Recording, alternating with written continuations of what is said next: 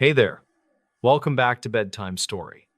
I know many of you listen to these videos as you fall asleep, so before you settle in, I'd really love to hear where you're tuning in from. And if these stories have been keeping you company at night, leaving a like and subscribing would mean a lot. Now, let's relax, get cozy, take a slow breath, and begin. In this new story, something watched our campsite all night in the Appalachian Mountains. The Appalachian Mountains hold a history of strange disappearances that the local park rangers rarely discuss with the general public. Griffin Holloway worked as a professional wildlife photographer who specialized in documenting rare bird species in the remote mountain wilderness. He was 34 years old, and he had spent the last decade traveling through the most isolated mountain ranges. In October of 1998, he decided to travel to a remote section of the Blue Ridge Mountains area. His goal for the trip was to photograph the rare northern goshawk during its peak migration through the hardwood forest. He arrived at the trailhead during a particularly cold afternoon when the wind was beginning to howl through the trees. Griffin packed his professional equipment, including a heavy tripod and a specialized long lens for his high-end film camera. He hiked 4 miles into the backcountry before he decided to set up a small camp near a stream. The area was quiet, and the nearest paved road was a full day of hiking away from his current location. He built a small fire, and he cooked a simple meal before the sun began to set behind the peaks. As the light faded, he felt a sudden and very distinct sensation that someone was standing just beyond the forest. He turned his flashlight toward the shadows, but he saw only the twisted branches and the thick blankets of moss. Griffin shrugged off the feeling and he climbed into his sleeping bag to get some rest for the early morning. He woke up at 3 a.m. to the sound of something heavy moving slowly around the outer perimeter. The movement was calculated and deliberate, as if the intruder was trying to avoid making any unnecessary noise on the protection.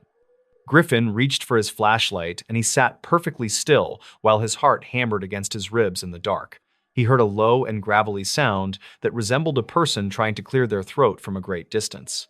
The photographer slowly unzipped the tent flap and he peered out into the misty clearing where the fire had died. He saw a pair of pale eyes reflecting the moonlight from behind a large oak tree about 20 feet away. The eyes remained perfectly stationary, and they did not blink even when he shone his bright flashlight directly at them. Griffin felt a surge of adrenaline, and he shouted a warning into the darkness to see if anyone would respond. There was no reply from the woods, and the eyes eventually vanished into the thick undergrowth without making a sound. He did not sleep for the rest of the night, and he kept his knife close to his hand until, when the sun finally rose, he began to inspect the area around his tent for any signs of the visitor. He found a set of tracks that looked like bare human feet, but the toes were unusually long and thin. Griffin decided to conduct a formal investigation by setting up a series of motion-activated cameras around the campsite area. He spent the entire afternoon carefully hiding the lenses behind piles of brush and inside the hollow trunks of trees.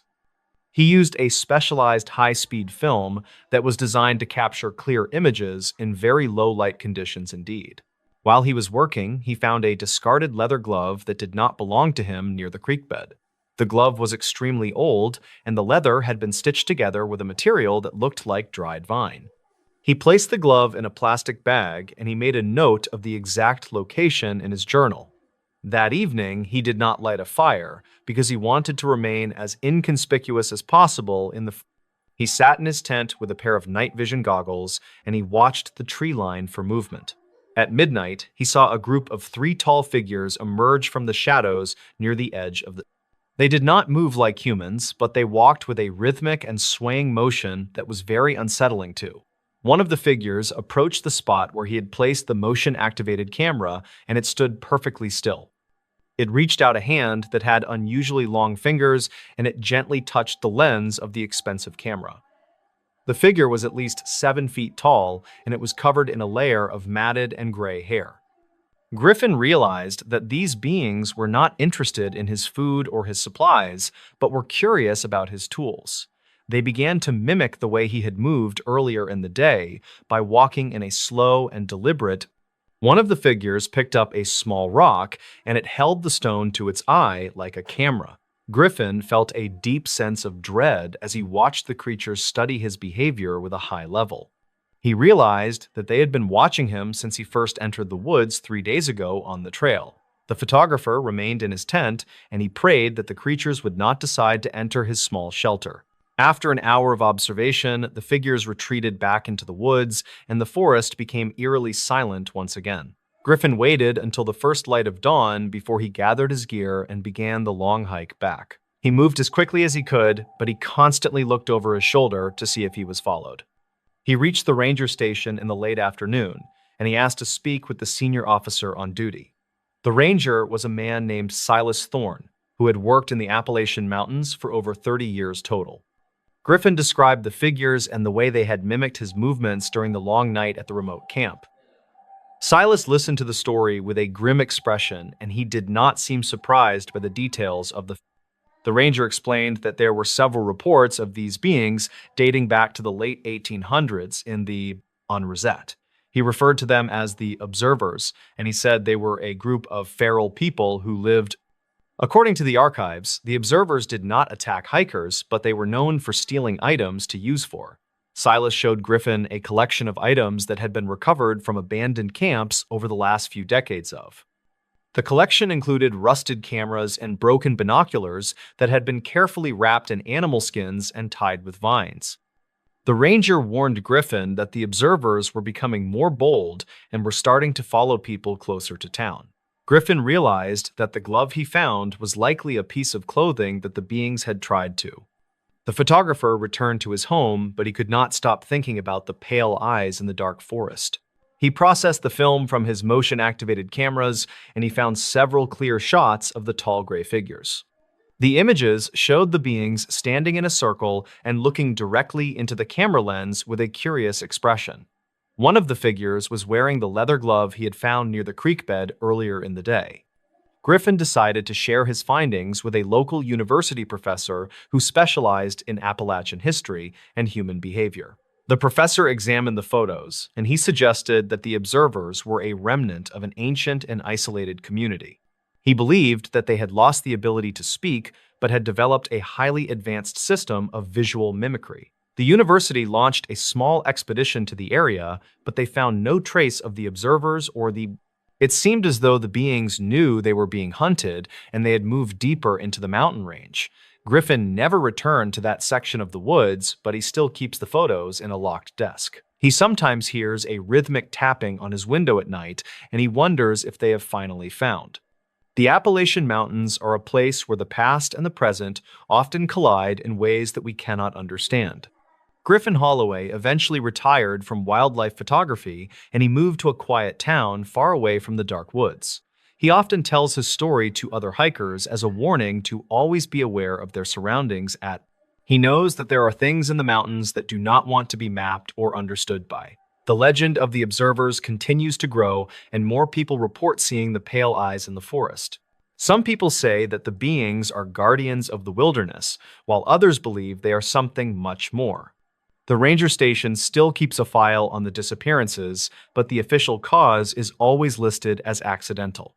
Griffin believes that the observers are still out there, and they are still watching the people who enter the D. He remembers the way the figure held the rock to its eye, and he knows they are still learning. The mountains hold their secrets tightly, and they do not give them up to anyone who is not invited. Every October, he looks at the mountains, and he remembers the night he was studied by the Silent Watchers. The investigation into the leather glove revealed that the stitching was made from a rare type of mountain orchid root. This plant only grows in the highest and most inaccessible parts of the mountain range near the rocky peaks. This discovery suggested that the observers had a deep knowledge of the local flora and how to use it. Griffin realized that the beings were far more intelligent than he had initially believed when he first saw them. He spent his final years writing a book about the experience, but he never published the final and most.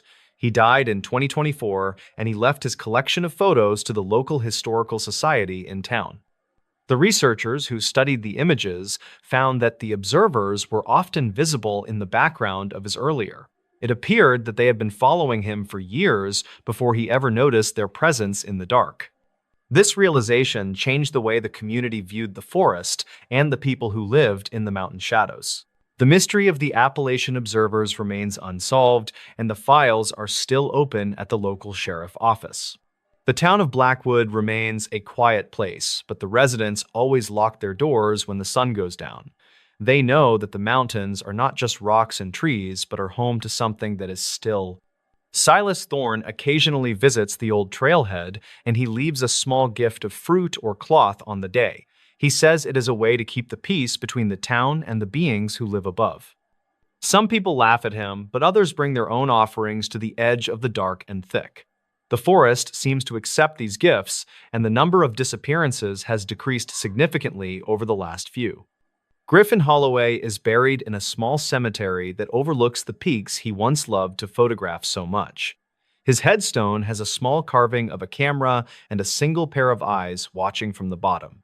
People who visit the grave often report feeling as though they are being observed from the trees near the prom. It is a fitting tribute to a man who spent his life looking at things that did not want.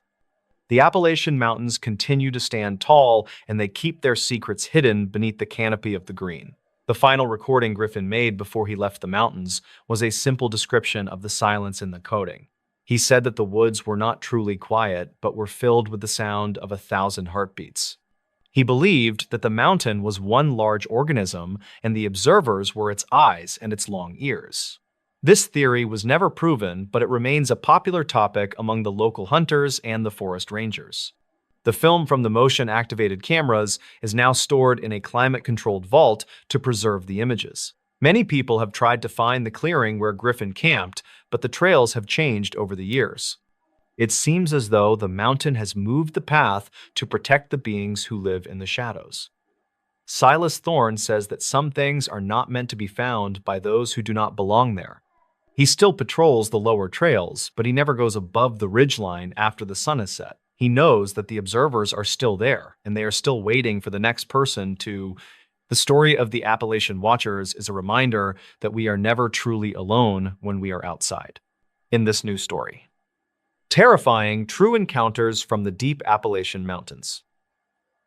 In 2013, 24-year-old park ranger Elias Thorne was stationed in a remote sector of the Monongahela National Forest in West Virginia. His primary objective involved surveying trail erosion following a series of heavy storms that had compromised the structural integrity of the local ridgelines. Thorne was an experienced outdoorsman who possessed a deep understanding of the regional topography and the inherent risks associated with isolated mountain navigation. Reportedly, he had completed hundreds of similar solo patrols without incident during his 3-year tenure with the Forestry Department. However, county files from 2013 indicate that his final scheduled check-in never reached the regional dispatch center that evening. The initial search efforts commenced within 6 hours of the missed radio contact as local authorities followed the documented route left in the official logs. State records indicate that search parties found Thorne's abandoned utility vehicle parked at a designated trailhead with his personal gear still inside the cabin. Some investigators noted that the driver's side door remained wide open despite the approaching cold front and the significant drop in ambient temperature. Archived notes from the primary search coordinator describe a scene where there were no signs of a struggle or any forced entry. Dispatch logs from that night confirm that a heavy fog rolled through the valley, which significantly hindered the visibility for the ground teams. By the morning of the second day, a group of local volunteers claimed they discovered a series of unusual depressions in the soft mud. Investigators never confirmed if these markings were of human origin or simply the result of natural erosion occurring near the creek bed. State records show that the tracks led toward a steep limestone cavern system that was not marked on any of the modern geological maps. According to several archived notes from the period, the cave entrance appeared to have been recently disturbed by something of significant physical mass. The team found a single torn piece of a standard forestry uniform snagged on a sharp rock fragment deep within the dark passage. A secondary forensic team arrived on site to examine the evidence, but they found that the subterranean environment was too unstable for a full descent. Records conflict regarding the exact depth of the shaft and whether the sounds reported by the volunteers were echoes or something more tangible. Some locals claimed they heard a rhythmic metallic scraping emanating from the limestone depths during the quiet hours of the early morning search. County files from 2013 reflect that no animal known to the region would produce a sound matching the descriptions provided by those witnesses. The official investigation eventually stalled due to the lack of physical remains and the increasingly hazardous conditions inside the crumbling cavern system. As the weeks passed into 2014, search teams expanded their radius to include the higher elevation ridges located several miles from the vehicle. Records from the county sheriff department indicate that a second-person 29-year-old surveyor named Sarah Miller also went missing nearby. Miller was reportedly working on a private land assessment project when her equipment was found neatly stacked on a granite boulder. State records show that her GPS unit had been placed on top of the stack and was still powered on when found. Investigators never confirmed why she would abandon her high-value tools in the middle of a shift during broad daylight. Archive notes from the Miller case file describe a series of inconsistent witness accounts regarding her movements on the day she vanished. Some locals claimed they saw a figure matching her description walking toward the high peaks without any of her necessary safety gear. Dispatch logs from that afternoon do not record any distress signals or calls for assistance from her assigned mobile radio unit. State records indicate that the search for Miller was eventually merged with the ongoing investigation into the disappearance of Elias Thorne.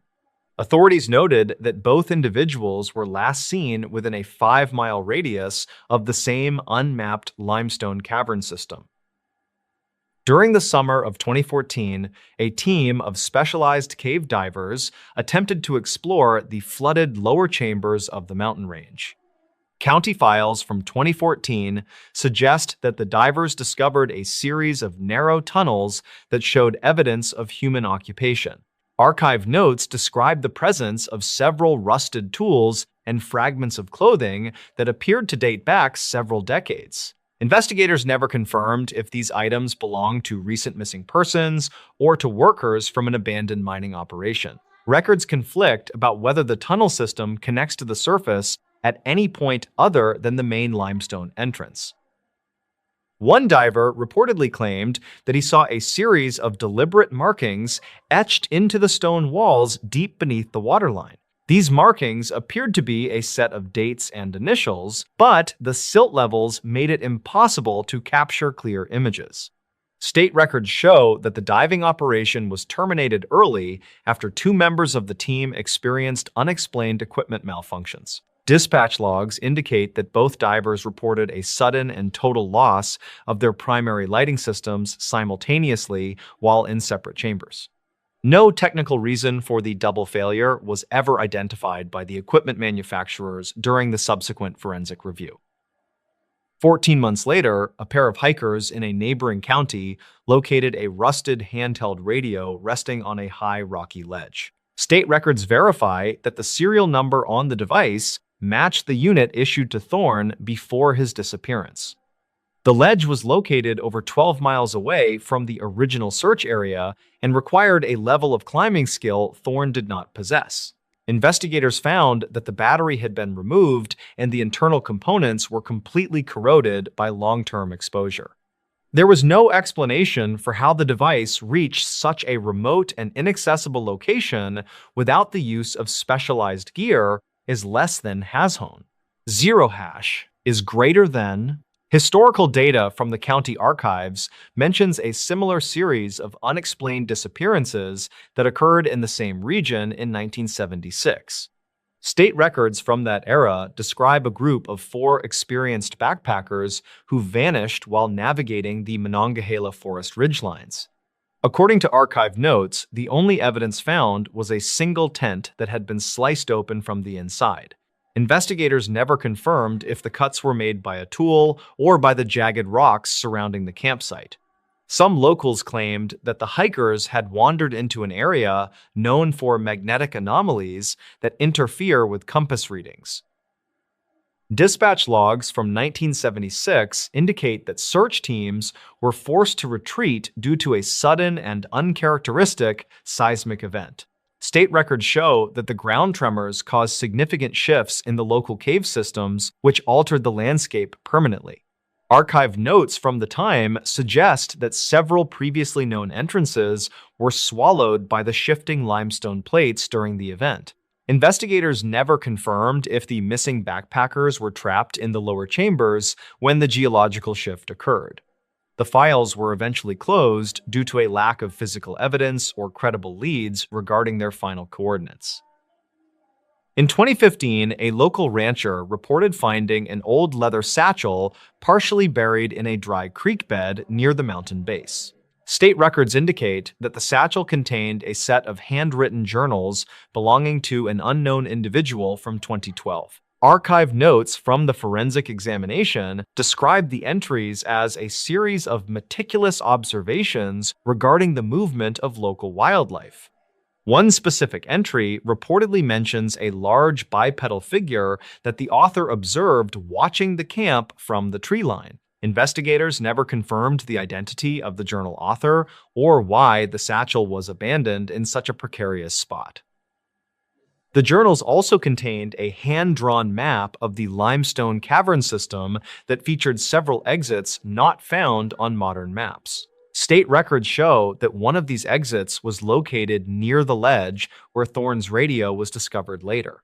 Some investigators questioned if a hidden network of tunnels allowed for rapid movement across the difficult mountain terrain without being detected. Dispatch logs from 2015 indicate that a brief follow-up search was conducted based on the coordinates in the journal.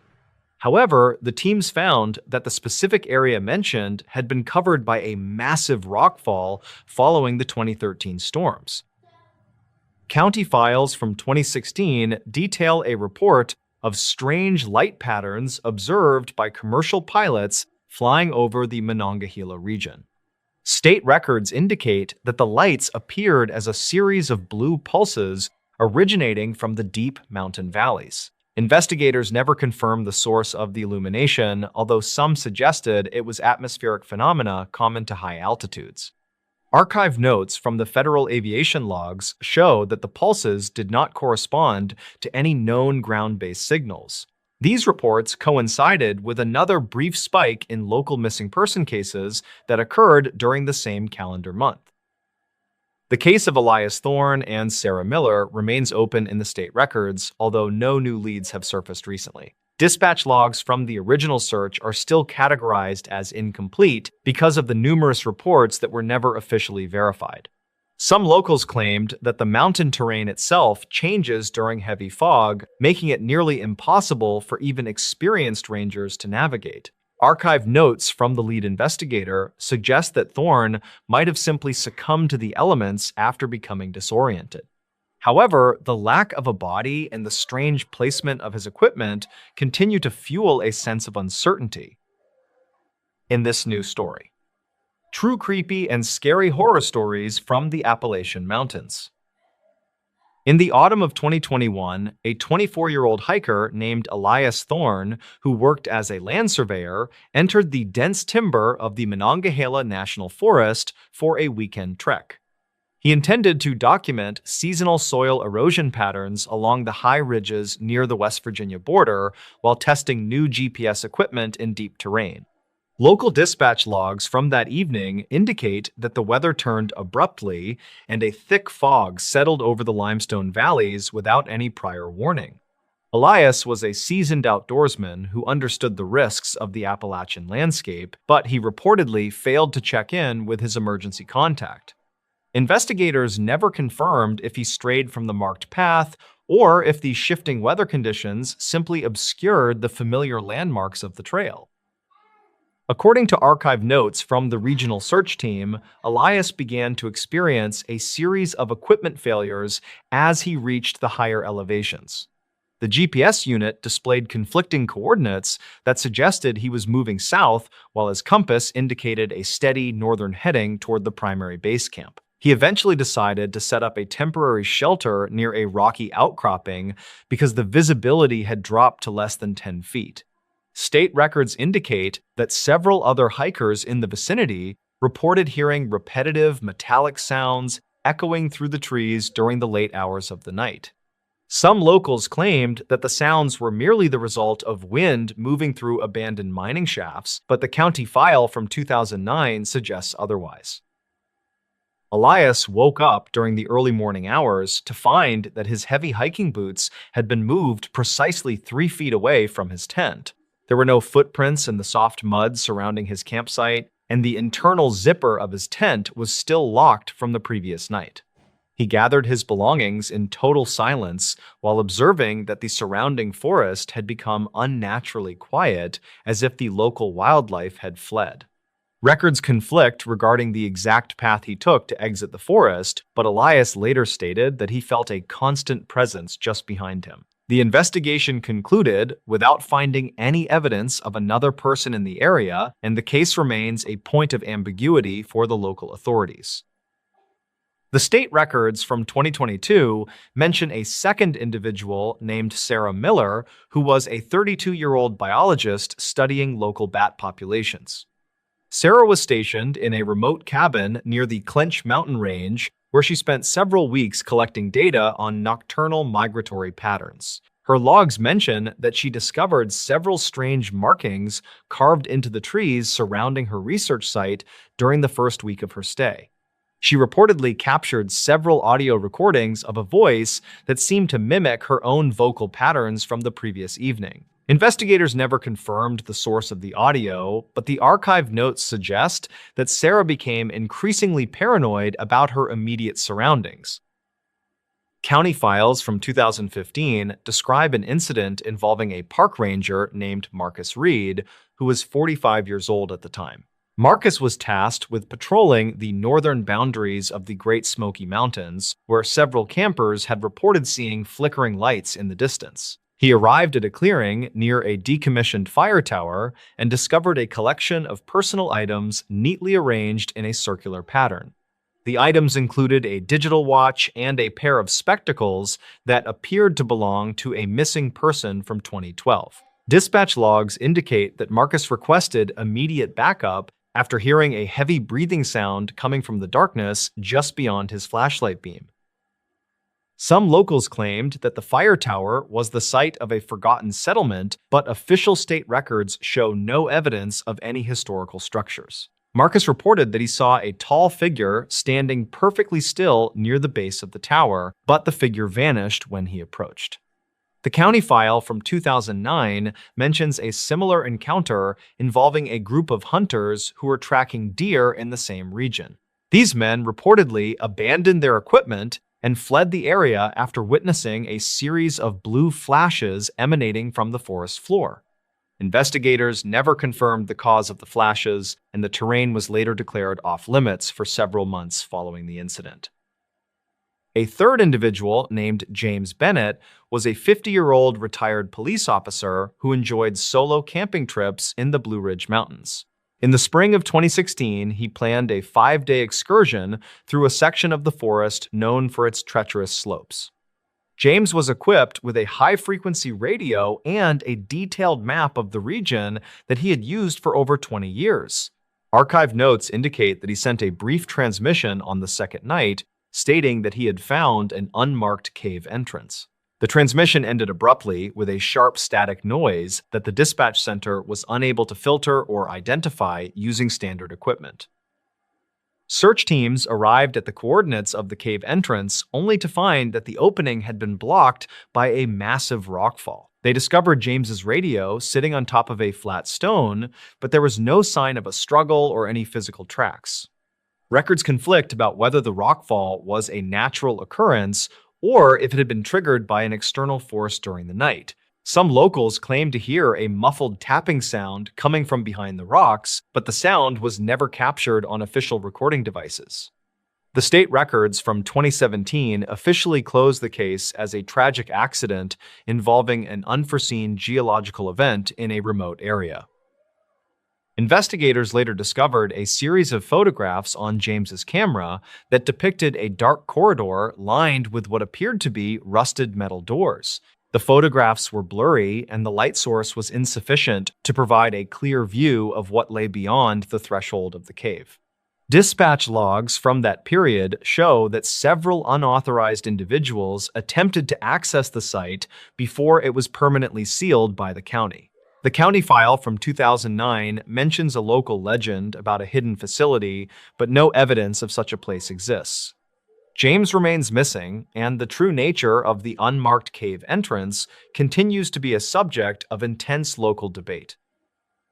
In the winter of 2018, a 29-year-old geographer named Thomas Vance traveled to the rural outskirts of Kentucky. Thomas was employed by a private environmental firm to map the underground water tables and limestone aquifers hidden beneath the rugged hills. He reportedly established a base camp in a valley that local residents often avoided due to the frequent presence of heavy ground mist. State records from that month indicate that Thomas made several calls to his supervisor regarding anomalous readings on his seismic detection tools. The readings suggested that a large hollow space existed directly beneath his tent, but no known maps indicated any subterranean tunnels. According to dispatch logs, Thomas reported that the ground beneath his feet felt like it was vibrating rhythmically every night at 3 a.m. He decided to document the phenomenon using a high-sensitivity microphone and a series of motion sensors placed around the valley floor. Archived notes show that Thomas recorded a sound that resembled a low-frequency hum that caused structural damage to his electronic gear. Investigators never confirmed the source of the vibration, but the county file from 2009 mentions similar reports from local farmers. Thomas was found 3 days later wandering along a remote logging road in a state of deep confusion and physical exhaustion. He reportedly claimed that he had seen a series of vertical shafts hidden beneath the thick brush that were lined with smooth glass. The state records indicate that Thomas had lost all memory of how he had escaped the valley or where his equipment went. Search crews returned to the campsite, but they discovered that the entire area had been swept clean of any human presence. Even the flattened grass where his tent had stood was now standing upright as if no weight had ever been applied. Records conflict on whether Thomas suffered from a medical episode or if he had encountered an undocumented geographic feature in the hills. In this news story, home alone during a snowstorm, then someone knocked. The winter of 2018 brought a historic blizzard to the Catskill Mountains that stranded many residents for several days. 24-year-old Emily Vance was a freelance graphic designer who had rented a remote cabin to finish her work. She reportedly planned to stay for 14 days, but a heavy snowstorm began to bury the house on the third night. According to dispatch logs from the Sullivan County Sheriff, she made a call regarding an unidentified visitor late that same evening. County files from 2018 indicate that the cabin was located miles away from the nearest neighbor in a dense forest. Emily had stocked up on supplies because she didn't want to leave the property until her big project was finally finished. The electricity reportedly failed around 10 o'clock at night as the wind speeds reached 50 miles per hour outside the cabin. She used a small kerosene lamp to light the living room while she listened to the sounds of the heavy wooden structure. A state record mentions that the temperature inside the home dropped to 40 degrees within just a few hours of the outage. Emily was huddled under several blankets when she first heard a soft, rhythmic tapping against the heavy oak front door that night.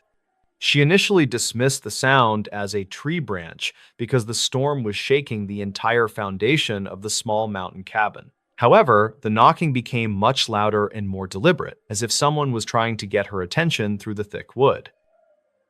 Dispatch logs from that evening show that Emily called the local authorities at exactly 11:22 to report a suspicious person. The operator reportedly told her that no patrol cars could reach her location until the snowplows cleared the main access road. Emily grabbed a heavy kitchen knife and moved toward the window to see if anyone was standing on the covered front porch. The glass was completely covered in thick frost, which prevented her from seeing anything beyond the blurry reflection of her own face. The sound of the knocking suddenly moved from the front door to the back of the house near the small kitchen area. Emily reportedly felt a sense of dread because the back door was much thinner and the lock wasn't as secure as before. She stayed in the middle of the room because she didn't want to be near any of the large glass windows or doors. The operator could hear the sound of something heavy hitting the side of the house while Emily was still on the phone. State records describe this sound as a blunt impact that was strong enough to shake the kitchen cabinets and rattle the plates. Archived notes from the following investigation state that the knocking continued for nearly 20 minutes without any verbal response from outside. Emily shouted through the door, but she didn't hear any voice over the sound of the wind screaming through the frozen trees. Some locals claimed that a drifter had been seen walking along the highway several miles south of the cabin earlier that day. Investigators never confirmed the identity of this individual or if they had the equipment to survive in such a brutal winter storm. The state records indicate that the footprints found later were far too large to belong to any of the local forest residents. Records conflict regarding whether the front door had been tampered with or if the locks were simply frozen shut from the ice. Morning light revealed a strange scene that the investigators would later document in a detailed county file from 2019 for court. There were no human footprints in the deep snow surrounding the cabin, despite the clear reports of someone circling the entire perimeter. Instead, the search team found deep, circular indentations in the ice that didn't match any known footwear or local wildlife in New York. Some locals claimed that the pressure of the frozen ground can sometimes create unusual patterns during a very rapid change in temperature. Investigators never confirmed this theory because the marks were concentrated specifically around the entry points of the remote mountain home during the storm. Archived notes from the lead detective suggest that someone might have used stilts or another device to avoid leaving recognizable human tracks. The investigation turned to the history of the property, which had been built on an old logging site from the 1950s. County files indicate that the land had been the subject of many legal disputes regarding the boundaries of the neighboring state park. A state record from 2012 mentions a similar incident where a previous tenant reported hearing rhythmic knocking during a heavy rainstorm. Some locals claimed that the cabin was built over a natural vent that produced strange acoustic effects when the wind was strong. Investigators never confirmed if the sound of the knocking was a physical person or just a very rare environmental phenomenon of nature. Records conflict about whether the previous tenant had actually seen a figure standing in the woods before they decided to move out. Emily decided to leave the cabin immediately after the roads were cleared because she didn't feel safe staying there any longer alone. She reportedly told the investigators that she felt like someone was watching her from the tree line as she packed her car. Dispatch logs from the following week show that she called once more to report a strange vehicle parked at the gate entrance. When the deputies arrived, they found a set of archived notes sitting on the passenger seat of an abandoned and rusted truck. These notes belonged to a former surveyor who had disappeared in the same region during a similar winter storm in 2011. State records describe the surveyor as a very experienced man who knew the mountain trails better than almost anyone else in the county. The discovery of the abandoned truck led the investigators to believe that the two cases might be connected by a single individual. However, there were no signs of life inside the vehicle, and the engine had been cold for at least several months already. Some locals claimed that they had seen the old truck moving through the woods at night without any of its headlights turned on. Investigators never confirmed these sightings because the mechanical condition of the vehicle made it impossible for it to be driven by anyone. County files from 2019 show that the truck was registered to a man who had passed away over 10 years earlier. This data conflict caused a lot of confusion for the detectives who were trying to find a logical explanation for recent events. Emily moved back to the city, but she reportedly continued to have nightmares about the rhythmic knocking on the heavy oak door. She couldn't forget the way the house shook or the feeling that something was trying to find a way inside the warm cabin. Dispatch logs reveal that several other residents in the Catskill Mountains reported similar sounds during the remainder of the winter of 2018. Every report mentioned the same pattern of knocking, followed by a period of silence and then a heavy blow against the walls. State records never identified a suspect or a group of people who might have been responsible for these strange and terrifying events. The case remains an open file in the county office because the physical evidence doesn't support a clear conclusion for the record. The archived notes from the surveyor's truck contained several maps of the region with specific locations marked with a small red circle. One of these circles was located exactly at the coordinates of the cabin where Emily had been staying during the winter blizzard. State records indicate that the surveyor was investigating reports of strange ground vibrations that were occurring deep within the mountain forest area. He reportedly believed that these vibrations were caused by a hidden geological feature that had never been properly documented by the government. Some locals claimed that the sounds were much more frequent during the winter months when the ground was frozen and the air thin. Investigators never confirmed the existence of any such feature because the terrain was too dangerous to explore with the heavy drilling equipment. County files from 2020 include a summary of the forensic evidence found on the exterior of the mountain cabin after the snow. The siding of the house showed signs of being struck by a flat object with a surface area of approximately 4 inches. These marks were located nearly 7 feet above the ground, which is much higher than a person could reach without a ladder. Dispatch logs from the search team mention that no ladders or large tools were found anywhere on the property during the sweep. Investigators never confirmed if the marks were made by a tool or by a biological entity that possessed a very high reach. The state records focus on the possibility of falling ice chunks from the roof, but the pattern of the marks was consistent. Emily's lawyer reportedly requested a copy of the archived notes to see if there was any mention of a specific person nearby. The county files mention a recluse who lived in a cave system several miles away, but he had a very solid alibi. Records conflict regarding the exact location of this individual during the night of the blizzard when the knocking first began at door. Some locals claimed that the recluse was a peaceful man who didn't have any reason to harass a stranger in the winter. Investigators never confirmed his involvement, and he eventually stopped cooperating with the local sheriff's department after the first few rounds of questioning. The lack of a clear suspect made it impossible for the state to file any formal charges in the case of Emily. A final review of the dispatch logs from 2018 revealed a third call that had been dropped due to poor signal. In this short recording, Emily sounded much more panicked, and she mentioned seeing a shadow moving across the frosted glass of window. She reportedly said that the shadow was too thin to be a person, and it seemed to glide rather than walk on. Investigators never confirmed the presence of such a figure, and they attributed the sighting to the high stress of the dangerous situation. State records indicate that the cabin was sold later that year to a developer who planned to tear it down and build. The new owner reportedly found a collection of small stones arranged in a circle on the porch after the first light snow. These stones were perfectly smooth, and they didn't match any of the rocks found in the immediate vicinity of the property. County files from 2021 state that the new owner decided to abandon the project and sell the land back. He didn't provide a specific reason for his decision, but he mentioned that the atmosphere of the forest felt very unwelcoming. Some locals claimed that the mountain has a memory of the things that have happened there over the many long years. Investigators never confirmed these claims because they don't deal with the legends or the local folklore of the rural mountain regions. The archived notes from the original case are now kept in a secure storage facility in the city of Albany for reference. Emily now lives in a high-rise apartment building in a different state, where she feels much safer behind layers of security. She still checks the locks on her doors every single night before she goes to bed because she can't forget sound. Dispatch logs from her new neighborhood show that she has never called the police since she moved away from the Catskills.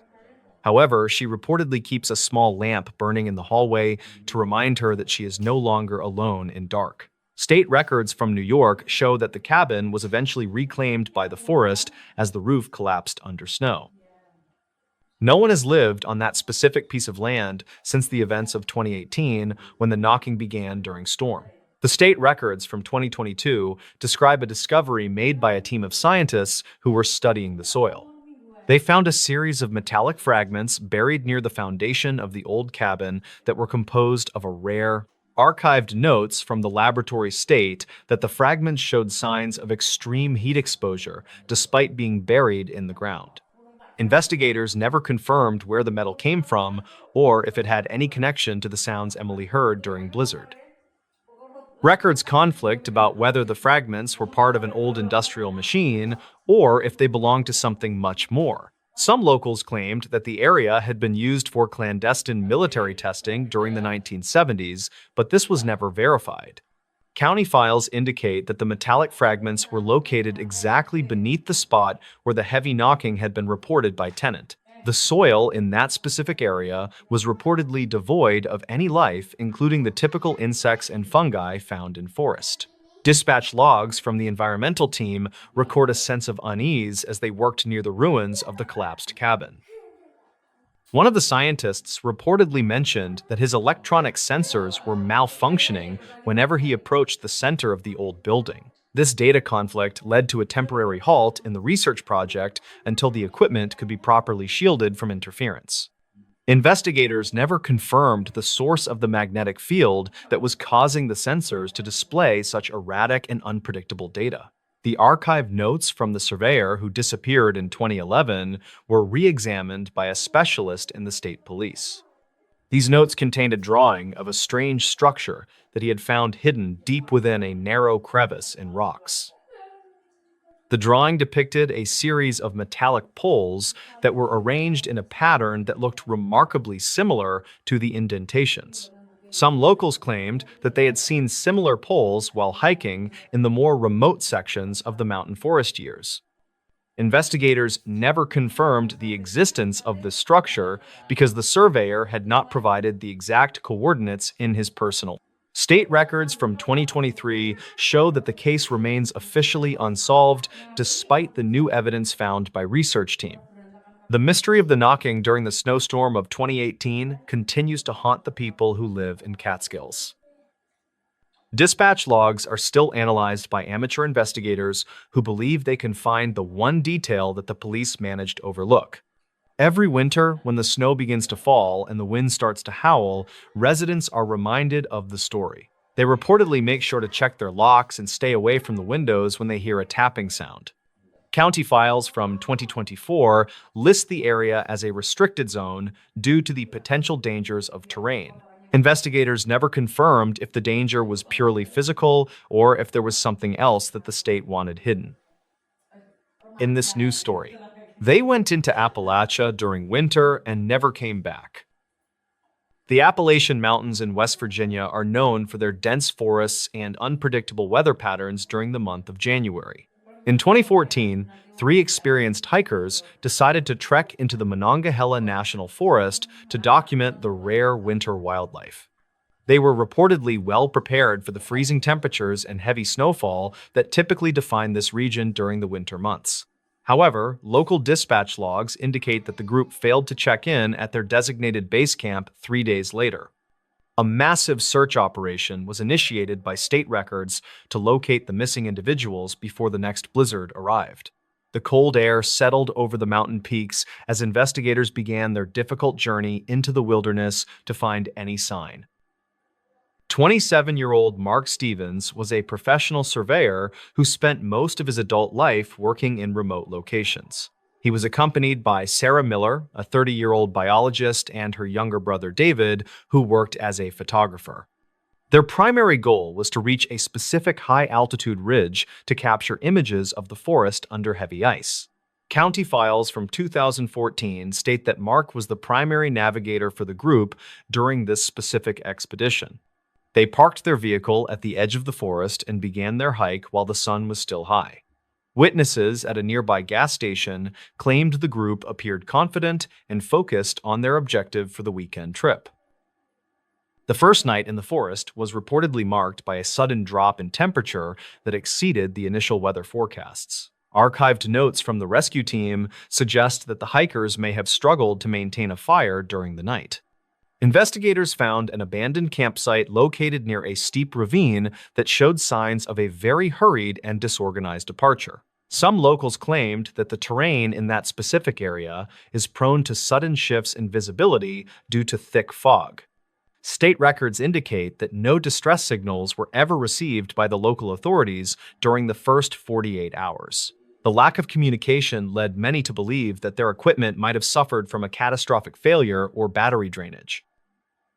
Search teams discovered a series of footprints leading away from the primary trail and toward a densely wooded section of the slope. These tracks were partially obscured by fresh snow, which made it difficult for the investigators to determine the exact direction. Dispatch logs from the third day of the search mention a single glove found caught on a low-hanging branch. This item was later confirmed by family members to belong to David, who was known for being very meticulous. Investigators never confirmed if the group was being followed by wildlife or if they had simply become disoriented in the dark. The tracks eventually disappeared entirely at the edge of a frozen stream that ran through the center of the valley. Records conflict regarding the exact location where the last known transmission from Mark's mobile device was pinged by the local tower. One state record suggests the signal came from the ridge, while another county file places it much further down the mountain. This inconsistency hampered the rescue efforts and forced the teams to split their resources across a much larger search area. Reported sightings of lights in the woods were investigated, but these claims were eventually dismissed as reflections from the search team. The atmosphere among the rescuers grew increasingly grim as the temperatures dropped to record lows during the fourth night of searching. Everyone understood that survival in these specific conditions without proper shelter was statistically unlikely for any human being trapped outside. The investigation eventually uncovered a set of archived notes from a previous expedition that had encountered similar difficulties in that same region. These notes described a strange geographical anomaly that often interfered with magnetic compasses and modern electronic navigation equipment during the winter. Some locals claimed that the mountains themselves seemed to shift when the snow was thick enough to hide the main landmarks. Investigators never confirmed these theories, but they did note that the hikers had deviated significantly from their planned path. The physical evidence suggests that the group was walking in circles for several hours before they finally stopped near the ravine. It remains unclear why they chose to leave the safety of their primary campsite in the middle of a storm. A final report issued in 2015 stated that the remains of the hikers were never located despite multiple follow-up searches. The case was officially moved to an inactive status after several months of intensive investigation by state and federal authorities. County files from 2015 contain various testimonies from local residents who believe the mountains simply claimed the three hikers. State records focus strictly on the environmental factors such as the extreme cold and the lack of visibility during the blizzard. There are no official claims of anything beyond natural causes for the disappearance of Mark, Sarah, and David Miller that year. The case remains one of the most significant mysteries in the history of the Monongahela National Forest to this day. The Monongahela National Forest covers nearly 1 million acres of land that remains largely untouched by modern civilization and human development. State records from 2014 describe the area as one of the most rugged and challenging environments in the eastern United States. Hikers are frequently warned about the dangers of the high-altitude ridges and the sudden onset of blinding whiteout conditions. Dispatch logs indicate that the search team had to navigate through several feet of fresh snow during the first week. Every investigator assigned to the case noted that the silence in the forest was heavy and almost physically oppressive during the night. The lack of animal tracks in the vicinity of the camp was another detail that the team found very unusual. Investigators spent several weeks reviewing the personal journals and digital logs that Mark Stevens had left behind in his locked vehicle. These archived notes revealed that he had expressed some minor concerns about the accuracy of his GPS unit before they left. He mentioned that the device was displaying strange readings that did not align with the physical maps he had studied earlier. Sarah Miller also wrote a brief note about the unusual behavior of the local birds as they approached the high ridge.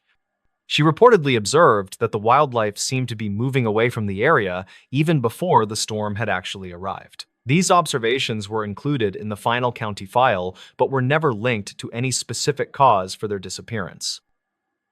The search dogs used by the state police reportedly behaved in a very erratic manner when they reached the frozen stream. One handler mentioned in the dispatch logs that his canine refused to cross the water and began to howl at the trees. The other dogs simply sat down and would not follow the scent any further into the dense thicket across the bank. Investigators never confirmed the presence of any large predators like mountain lions or black bears in that specific sector of forest. Some locals claimed that the area near the stream was avoided by experienced hunters due to the frequent loss of direction.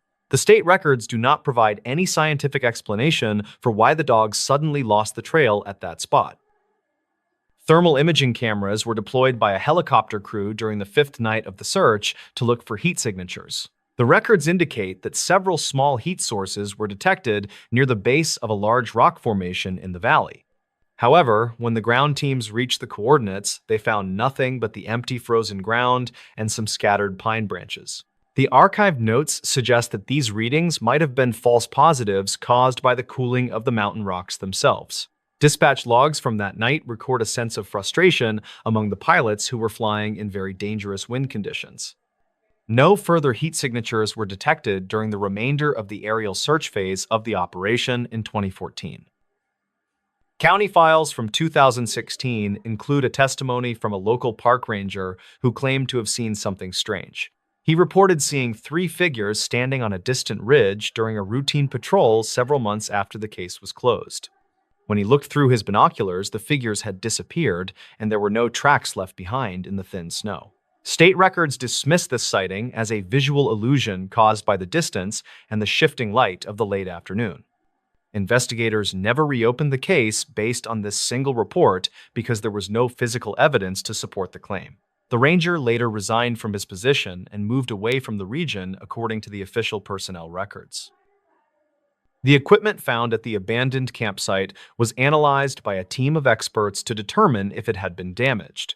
The state records show that the tent had been sliced open from the inside with a sharp blade or a knife. This specific detail suggested that the hikers were in a state of extreme panic when they decided to flee their shelter. Investigators never confirmed what could have caused such a reaction in 3 people who were so experienced in the wild. Some locals claimed that the sound of the wind in the ravine can mimic the sound of a human voice. Archived notes from the original search team state that the wind was indeed howling at a very high frequency that night. A private investigator hired by the family in 2017 discovered a small digital camera buried in the dirt near the stream. The county file states that the memory card was severely damaged by moisture and the extreme cold of the mountain. Only one image was recovered from the device, and it showed a very blurry view of the forest floor at night. There were no recognizable figures or landmarks in the photograph that could help pinpoint the exact location of the group. Investigators never confirmed if the camera had been dropped or if it had been placed there deliberately by someone else. This piece of evidence was eventually returned to the family after the state police finished their secondary forensic review. The disappearance of the 3 hikers continues to be a topic of discussion among the residents of the small mountain towns. Some locals claim that the forest has a way of hiding things that do not want to be found by anyone. State records remain focused on the facts of the case, which point toward a tragic accident caused by the weather. There is no mention of any suspicious activity or foul play in the final summary provided by the local authorities. Dispatch logs are still occasionally reviewed by new investigators who hope to find a detail that was missed in 2014. The Monongahela National Forest remains as silent and mysterious as it was the day the hikers first walked into the woods. In this new story, true scary February snowstorm horror stories that still haunt survivors. In February 2012, 28-year-old park ranger Elias Thorne navigated the dense tree line of the Cascade Mountains alone. He was stationed at a remote outpost to monitor snowpack levels before a predicted record-breaking atmospheric river event occurred. Elias was an experienced outdoorsman who understood the physical risks of isolation during severe Pacific Northwest winter weather patterns daily. State records indicate that the temperature dropped 40 degrees in less than 3 hours as the massive storm front arrived. The sudden shift in pressure reportedly caused several electronic instruments inside the ranger station to malfunction without any logical warning. Investigators never confirmed why the emergency radio remained silent during the most critical hours of the initial freezing whiteout event. The wind outside reached 80 miles per hour, which stripped the thick bark from the ancient pine trees surrounding the cabin. Elias noted in his logs that the sound resembled human screaming, but he attributed this to the gale force wind. According to archive notes found later, he spent the evening reinforcing the heavy wooden shutters against the mounting heavy snow. Some locals claimed that this specific region was prone to strange acoustic anomalies during high-altitude pressure drops in winter. Records conflict regarding whether Elias was alone or if a secondary traveler had sought shelter at the station gate area. The county file from 2012 describes a series of heavy, rhythmic thuds against the reinforced front door that night. When the primary generator failed, Elias had to rely on a small kerosene lamp to maintain visibility inside the freezing room. He reportedly saw a figure standing motionless in the middle of the clearing through a small gap in the shutters. Dispatch logs show that no other rangers were within 50 miles of his location due to the extreme road conditions. The figure did not move for 4 hours despite the sub-zero temperatures and the blinding horizontal sheets of falling ice. Elias wrote that the person seemed to be wearing a summer uniform, which was logically impossible given the environment conditions. State records show that no missing persons reports were filed for that specific area during the month of February snows. By the morning of the second day, the snow had completely buried the first floor of the small mountain outpost building. Elias attempted to dig a tunnel toward the equipment shed, but he found the snow was packed with unnatural density. He discovered a set of barefoot prints leading away from his door into the center of the frozen forest floor. Investigators never confirmed how a human could survive those conditions without thermal gear or even basic leather winter boots today. The archive notes mentioned that Elias found his own name carved into the ice on the inside of the glass. There is no official explanation for how the frost formed into specific English characters during the peak of the storm. Elias spent the next 6 hours monitoring the barometer, which continued to drop into ranges rarely seen in Washington state history. He reportedly heard a series of voices whispering from the ventilation shafts despite being alone in a soundproof metal bunker. County files from 2012 indicate that the ranger station was designed to withstand much higher wind loads than recorded. Investigators never confirmed if the structural groaning was the result of the storm or something moving across the roof. Elias wrote in his final log entry that the shadow outside had moved closer to the thick, reinforced window pane. Some locals claimed that the pressure caused hallucinations, but the physical marks on the glass suggested a more solid presence. The search and rescue teams arrived 3 days later once the atmospheric river had finally moved toward the Idaho border. They found the station completely encased in a layer of black ice that required heavy industrial tools to break through.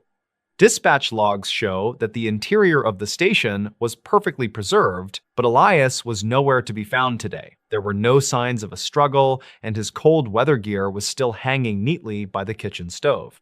The county file from 2012 mentions that a single set of wet footprints led into the basement area alone. Records conflict on whether the basement door was locked from the inside or the outside when the team arrived. In February 2015, 24-year-old Sarah Miller was driving through the Oregon wilderness during a massive blizzard. She was a freelance journalist traveling to a small town to document the effects of the prolonged drought on locals. According to state records, Sarah was reported missing by her editor after she failed to check in from her hotel. Dispatch logs indicate that her vehicle was found abandoned on a Forest Service road that was not on any map. The car was running, and the heater was set to the highest possible temperature setting despite the empty driver's seat. Investigators never confirmed why she would leave a warm vehicle to walk into a blizzard without a heavy coat. The digital images on the camera showed a series of blurred shapes moving through the trees during the heavy snowfall. Some locals claimed that the shapes resembled tall, thin figures with elongated limbs that did not match any local wildlife. Archived notes from the investigation describe a strange humming sound that was captured on the final video file found later. Records conflict regarding the presence of footprints around the car because the wind had scoured the ground to the dirt. Sarah reportedly left a voicemail for her mother that consisted entirely of rhythmic tapping sounds in a specific sequence pattern. Investigators never confirmed if the tapping was a form of code or simply interference from the collapsing cell towers. A local hunter found a red scarf snagged on a branch near the summit of a peak called the Devil's Backbone. The county file from 2015 confirms that the scarf belonged to Sarah and was stained with strange gray ash. Some locals claimed that the area was a site of frequent magnetic disturbances that caused compasses to spin wildly today. Investigators never confirmed if Sarah had become disoriented by the whiteout conditions or if she was following a path. Archive notes mentioned that the search dogs refused to enter the dense thicket where the scarf was located that afternoon. State records show that the search was called off after 12 days due to another incoming storm system arriving. In February 2019, a group of 3 college students went missing while camping in the remote Appalachian Mountains area. They were 21-year-old Mark, 20-year-old Chloe, and 22-year-old David studying local geology. According to state records, they had obtained a permit to collect rock samples from a specific limestone cave system there. Dispatch logs show that their last communication was a text message sent to a friend at midnight on Friday night. The message reportedly contained only a single word, which was the name of a town that no longer existed today. Investigators never confirmed how the students reached the deep interior of the forest, given the deep snowdrifts present. Inside the tent, investigators found 3 sets of sleeping bags that had been arranged in a perfect triangle formation tonight.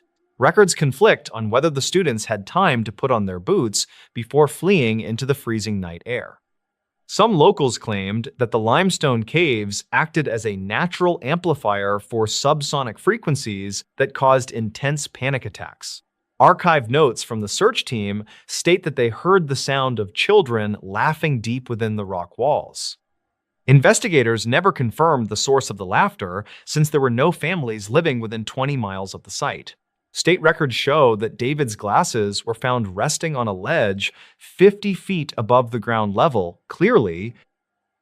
By the time the snow melted in April, a hiker discovered a backpack hanging from a high branch near cave. The backpack contained a journal with entries that stopped abruptly on the night the storm began in February 2019. The final page contained a detailed drawing of a face with no eyes or mouth looking through a window glass. Some locals claimed that this image matched old folklore stories from the region about the entities of the frost. Investigators never confirmed the identity of the person who drew the image since the handwriting was completely illegible today. The county file from 2019 remains one of the most mysterious disappearances in the history of the park. In this news story, Washington's small-town horror stories that locals never talk about.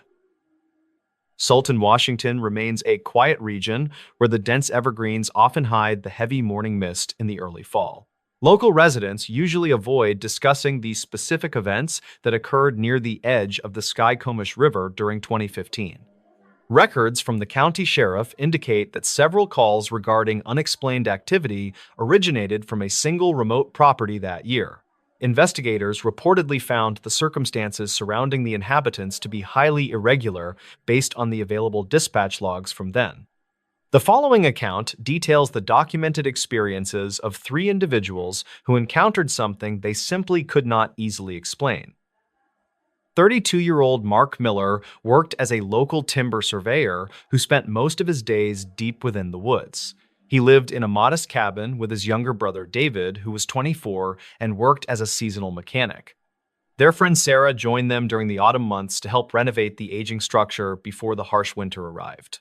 The group intended to finish the exterior repairs quickly so they could enjoy the isolation of the Washington wilderness. State records show that Mark had lived in the area for nearly a decade without reporting any significant safety issues. They did not realize that their presence on the property had been noted by someone or something in the brush.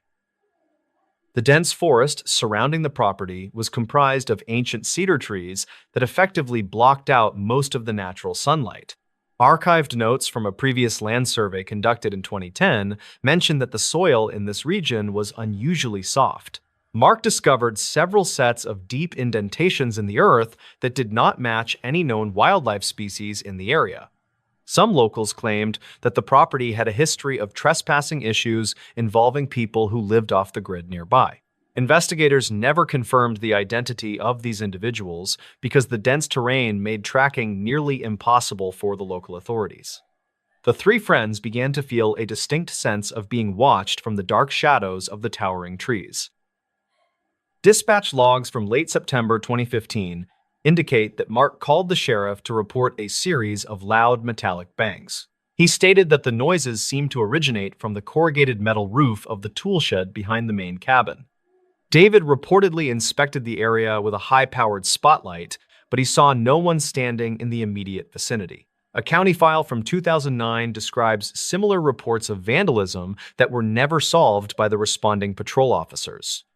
Sarah noted in her personal journal that the atmosphere on the property had changed from peaceful to something quite oppressive. They decided to install several motion-activated lights around the perimeter to ensure their safety during the long and dark nights.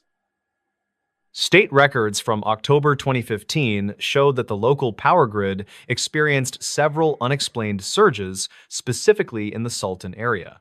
Sarah reportedly found that all of the heavy kitchen appliances had been moved several inches away from the wooden walls. She told the investigators that she heard the sound of slow breathing coming from the other side of her door. Records conflict regarding whether there were any signs of forced entry found by the officers who arrived later that evening. Some locals claimed that the cabin was built on top of an old mining shaft that created strange acoustic effects. The group became increasingly paranoid as they realized that their physical environment was being subtly altered by an unknown force. Archive notes from the county coroner mention a discovery of several dead animals that were arranged in a perfect circle. Mark found these remains near the edge of the clearing where he usually parked his heavy-duty timber hauling truck. Investigators never confirmed if the animals had been killed by a predator or if they were placed there by someone. The county file from 2009 mentions that a previous resident had reported finding similar patterns in the high grass. David reportedly began to suffer from severe sleep deprivation because he heard the sound of footsteps on the porch every night. He described the noise as a heavy dragging sound that lasted for several minutes before fading away into the deep woods. Dispatch logs from November 2015 record a second call regarding a security breach in the lower level of the cabin. David reportedly found the heavy iron padlock on the cellar door had been snapped off with a pair of bolt cutters. He told the deputy that nothing appeared to be missing from the storage area despite the door being left wide open. State records indicate that the officers found no fingerprints on the metal surface of the lock or the door handle itself. Some locals claimed that a group of transients was known to use the abandoned mining tunnels for shelter during the winter. Investigators never confirmed this theory because no one was ever located in the subterranean passages beneath the Sultan Forest area. Sarah reportedly captured a single grainy photograph of a figure standing near the tree line during the early hours of the morning. The image shows a tall and thin shape that appears to be wearing a dark hooded coat with no visible face. Archived notes from the sheriff department state that the photograph was too blurry to provide any useful evidence for a search. Records conflict on whether the figure was a physical person or simply a trick of the light among the tall trees. Mark decided to board up the lower windows of the cabin to prevent anyone from looking inside during the night. The three friends stopped leaving the house after the sun went down because the feeling of being hunted became too intense. The final entry in the county file from 2015 describes a massive disturbance that occurred on the 3rd of December. Dispatch logs indicate that a neighbor heard the sound of glass breaking, followed by several loud screams coming from the property. When the officers arrived, they found the front door standing open, and the interior of the cabin was in total disarray. State records show that a significant amount of blood was found on the kitchen floor, but no bodies were ever recovered. Investigators never confirmed the origin of the biological samples because the DNA profiles did not match any of the residents. Some locals claimed that they saw 3 people walking into the river, but these reports were never verified by the police. A massive search party was organized by the local community members who spent 3 weeks combing through the dense evergreen forest. Volunteers reportedly found a single piece of torn clothing that belonged to Sarah snagged on a thick branch near the river. State records indicate that the search was eventually called off due to the arrival of a severe winter storm that year. The investigators found several items of personal value scattered along a trail that led toward the highest peak in the region. Records conflict regarding whether the items were dropped in a hurry or if they were placed as markers for the police. No trace of Mark or David or Sarah was ever found despite the extensive efforts of the local search and rescue teams. The case remains unsolved in the archive notes of the Washington State Police as a mysterious disappearance with no clear motive. The property in Sultan was eventually sold to a private developer who demolished the cabin and cleared the surrounding forest area. County records from 2021 show that no further incidents have been reported on that specific piece of land since. People who live in the region still avoid the area near the Skycomish River when the heavy morning mist rolls in. They reportedly believe that some secrets are better left buried in the soft soil of the deep and dark Washington woods. The true fate of the 3 residents remains one of the greatest mysteries in the history of the small town. In this new story, the Cumberland wilderness went silent, then we heard it. The dense forests of the Cumberland Gap hold a history of strange occurrences that the local authorities rarely discuss. Gideon Thorne had spent nearly 30 years patrolling the deep woods of the Cumberland wilderness near the quiet Kentucky border. The summer of 1997 was the hottest season on record, and the local wildlife had grown very restless. Gideon was 48 years old, and he oversaw a small team of rangers who focused on the southern ridges. His job required him to manage the safety of hikers who often underestimated the complexity of the ancient limestone caves. He carried a heavy radio and a notebook filled with the coordinates of every hidden spring in his large sector. A wildlife researcher named Beckett Sterling arrived at the ranger station during the first week of August to study birds. Beckett was 32 years old, and he specialized in bioacoustics, which is the study of natural forest sounds. He told the ranger he wanted to record the rare owls that lived in a remote valley called Blackwood Hollow. Gideon checked his permits and reminded the young man that the hollow was known for its unusually thick morning fog. Beckett just smiled, and he adjusted the straps on his large pack before heading toward the dark forest trail ahead. The ranger watched the researcher disappear into the tree line, and he felt a familiar weight of concern in chest. The first 5 days of the expedition passed without any major issues, and the weather remained remarkably clear and sunny. Beckett sent a brief radio check-in every evening at exactly 6 o'clock to confirm his location and safety. On the night of August the 6th, the radio remained silent, and Gideon could not reach the young man back. The ranger waited until the following morning before he organized a small search party to head into the Blackwood Hollow. They started their investigation at the last known coordinates that Beckett had provided during his final successful radio check-in. The searchers found the campsite tucked away in a grove of ancient hemlock trees that were covered in thick moss. The tent was still zipped shut, and all of the expensive recording equipment was sitting on a folding wooden table.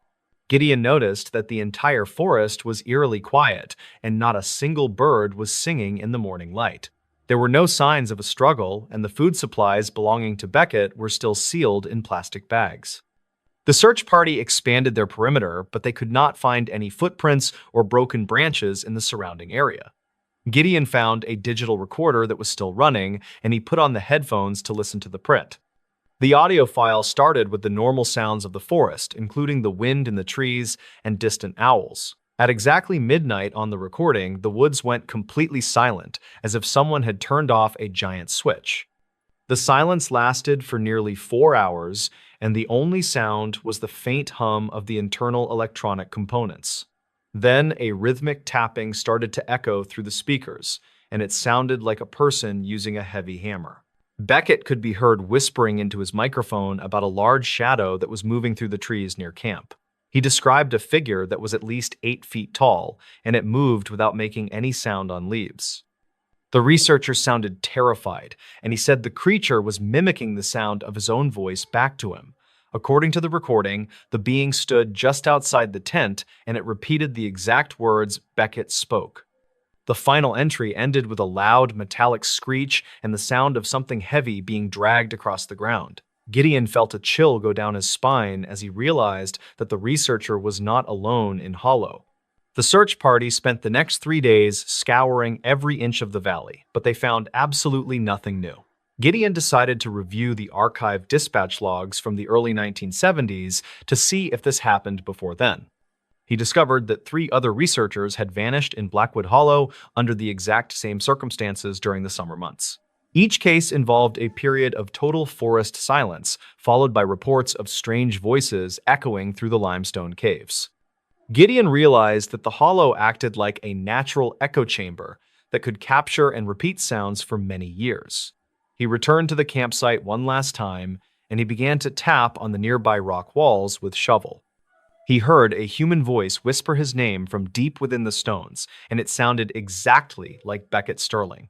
The ranger followed the sound toward a narrow opening in the cliff face that was hidden behind a thick waterfall. He squeezed through the gap, and he found himself in a large cavern that was filled with old recording gear. The equipment was decades old, and it had been carefully organized by someone who knew exactly how it all worked. Gideon found a final journal entry from a missing ranger who had disappeared in 1974 near the hollow. The writing described a group of beings who lived in the caves and used sound to hunt their human prey. These creatures could perfectly mimic the voices of loved ones to lure people away from their safe and marked trails. Gideon realized that Beckett had been tricked into following a voice that sounded like a friend calling for help. He saw a pile of bones in the corner of the cave that belonged to many different people, and the ranger managed to escape the cavern just as the rhythmic tapping started to echo through the dark stone walls. He ordered the entire Blackwood Hollow to be sealed off from the public, and he declared it a danger. The official report stated that Beckett Sterling had likely fallen into an unmarked sinkhole during a sudden and violent storm. Gideon knew the truth was much more unsettling because the mountain was still holding the voices of the lost hikers. He retired from the service a year later, and he moved to a quiet town where the ground was. The town of Blackwood tried to move on from the disappearance, but the residents never quite felt safe near the people started locking their doors at night, and they told their children to never repeat what they heard in woods. Gideon Thorne spent his remaining years studying the science of acoustics, and he tried to understand the mountain and its. He kept a copy of the final recording, and he often listened to the way the voice shifted and changed. Some people say that the observers are still out there, and they are still waiting for the next curious hiker. The legends of the Cumberland wilderness continue to grow, and more people report hearing voices in the high mountain air. Every August, the rangers notice an increase in the reports of rhythmic tapping coming from the deep limestone caves. They stay on the lower trails, and they never go into the hollow after the sun has set at. The case remains open in the dusty files of the sheriff office, but no new evidence has been found. The forest remains thick, and the secrets of the Cumberland Gap are buried deep within the cold gray stone. Gideon often wondered if Beckett was still in the cave, and if he was still calling out for someone. He knew that some mysteries are better left alone in the dark corners of the world, where the wind. The investigation into the recording gear revealed that the machines had been modified with parts that were not commercially available. This discovery suggested that the beings in the caves possessed a high level of technical knowledge about sound and physics. Gideon realized that the creatures were not just animals, but were a highly evolved species that lived in the dark. He spent his final days writing a book about the experience, but he never shared the most terrifying details with. He died in 2024, and he left his collection of audio tapes to the local Historical Society archives. The researchers who studied the tapes found that the voices in the background were actually speaking a very old language. It appeared that the beings had been living in the Cumberland Gap for thousands of years before the settlers arrived. This realization changed the way the community viewed the mountains and the legends that had been told for generations. The mystery of the Cumberland Silence remains unsolved, and the files are still locked in the ranger station basement. The town of Blackwood remains a quiet place, but the residents always listen closely when the woods go silent suddenly. They know that the mountain has a memory, and it never forgets a sound that it has heard before. Silas Thorne occasionally visits the old trailhead, and he leaves a small offering of electronics or metal on the rocks. He says it is a way to acknowledge the power of the mountain and its silent and ancient watchers. Some people laugh at him, but others bring their own gifts to the edge of the dark and thick forest. The Hollow seems to accept these items, and the number of disappearances has decreased significantly over the last few years. Beckett Sterling is remembered as a brilliant researcher who pushed the boundaries of what we know about the natural. His family still visits the park every year, but they never go near the valley where he was lost. They stand on the high ridges, and they listen to the wind blowing through the trees of the Cumberland. Sometimes they hear a faint voice on the breeze, but they know better than to follow the sound into. The Appalachian Mountains continue to stand tall, and they keep their secrets hidden beneath the canopy of the green trees. The story of the silent wilderness is a reminder that we are only temporary guests in an ancient world. Gideon Thorne once wrote that the woods do not belong to us, but to the sounds that live within. Every October, the people look at the mountains and they remember the night the Cumberland wilderness went completely and eerily. The final recording Gideon made before he left the service was a simple description of the silence in the forest. He said that the silence was not an absence of sound, but a presence that felt very heavy and dark. He believed that the mountain was a living record of every scream and every laugh that had ever happened. This theory was never proven, but it remains a popular topic among the local hunters and the forest rangers. The tapes from the Hollow are now stored in a specialized vault to prevent any unauthorized people from listening. Many people have tried to find the entrance to the hidden cavern, but the cliffs have shifted over the years. It seems as though the mountain has moved the path to protect its secret from the people who live. Silas Thorne says that some things are not meant to be mapped or understood by those who do not belong. He still patrols the lower trails, but he never goes above the ridgeline after the sun has set. He knows that the observers are still there, and they are still waiting for the next voice too. The legend of the Cumberland Silence is a chilling reminder of the power of the strange and the dark. The mountain remains a silent witness to the history of the land and the people who have passed through. Every year, the fog rolls into the Hollow, and the woods go quiet once again for a long time. In this new story, true creepy road trip horror stories that happened on cold February nights. The winter weather in the northern United States often creates a sense of isolation that affects the psychological state of many lone travelers. Road trips during the month of February are reportedly documented by state records as being the most dangerous due to unpredictable ice and wind. Most drivers who find themselves stranded on desolate highways claim that the silence of the frozen landscape is more unsettling than the cold itself. These individuals often report seeing figures or vehicles that do not appear in any official law enforcement logs or local county registry files. The following accounts are compiled from archived notes and dispatch logs that detail several strange encounters on the American road during the winter freeze. The empty stretch of Highway 50 near Ely, Nevada, reportedly remains one of the most desolate corridors in the lower 48 states. In 1994, a 22-year-old graduate student named Marcus was driving his sedan toward a research site in the desert. He was a biological researcher tasked with collecting soil samples during the late winter freeze for a university-funded environmental study in 1994. Marcus intended to reach the town of Austin before the temperature dropped below zero that night, but his vehicle began to lose power. The silence of the Great Basin during February is documented in state records as being particularly oppressive to lone travelers in the region. Marcus guided his slowing car onto the narrow gravel shoulder while the surrounding darkness swallowed the remaining light of his dim yellow headlights is less than hash. Zero hash is greater than Investigators never confirmed the exact nature of the mechanical failure that left the sedan immobilized against the frozen sagebrush and the deep snow. Marcus checked his dispatch logs and realized he was outside the range of the nearest transmission tower, which was located several miles away. Some locals claimed that the wind in that region creates auditory illusions that sound like human voices calling from the darkness of the trees. He reportedly sat in the driver's seat for 20 minutes while the interior heat of the car escaped through the thin glass windows. The archived notes from the county sheriff department mention a single set of footprints that appeared to circle the vehicle several times. Marcus reportedly felt the car rock gently, as if someone were testing the weight of the rear bumper in the freezing midnight air. County files from 1994 indicate that a second vehicle was spotted by a local rancher moving slowly without any lights on. The rancher was a 60-year-old man named Elias, who was out checking his livestock near the perimeter fence of his pasture. He told authorities that a dark truck was idling in the middle of the pavement, nearly 50 yards behind the stranded sedan of Marcus. Elias noted that the driver of the truck did not exit the vehicle or offer any assistance to the young man stuck in the snow.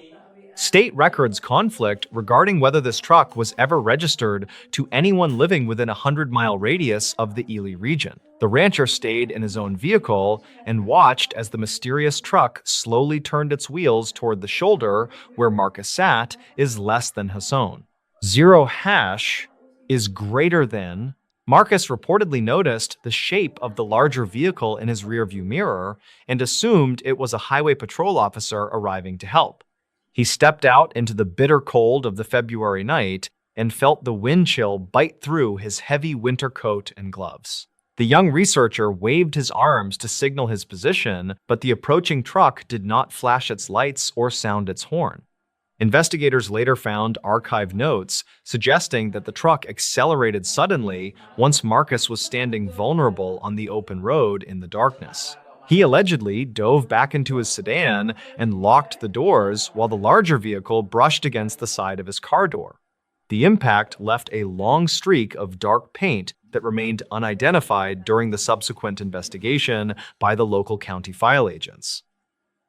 Records from the dispatch logs show that a frantic emergency call was placed from a nearby ranch house approximately 40 minutes after the encounter. Marcus had reportedly fled his vehicle on foot through the knee-deep snow to reach the lights of the Elias Ranch across the valley. He arrived with severe frostbite on his fingers and claimed that the dark truck had followed him at a walking pace for 2 miles. Some locals claimed that the truck belonged to a transient worker who had been seen in the area during the winter of 1992. However, the investigators never confirmed the identity of the driver or the location of the truck after it turned off the main road. The cold February air allegedly kept the tracks of the mysterious vehicle preserved in the ice for several weeks after the incident is less than has hone. 0 hash is greater than.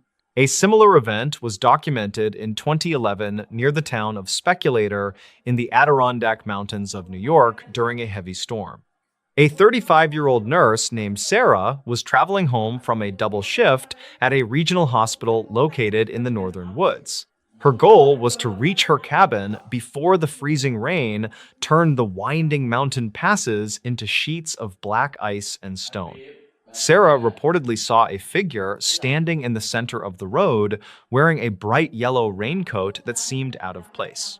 State records from 2011 describe multiple reports of a hitchhiker matching this description appearing on various nights throughout that specific February.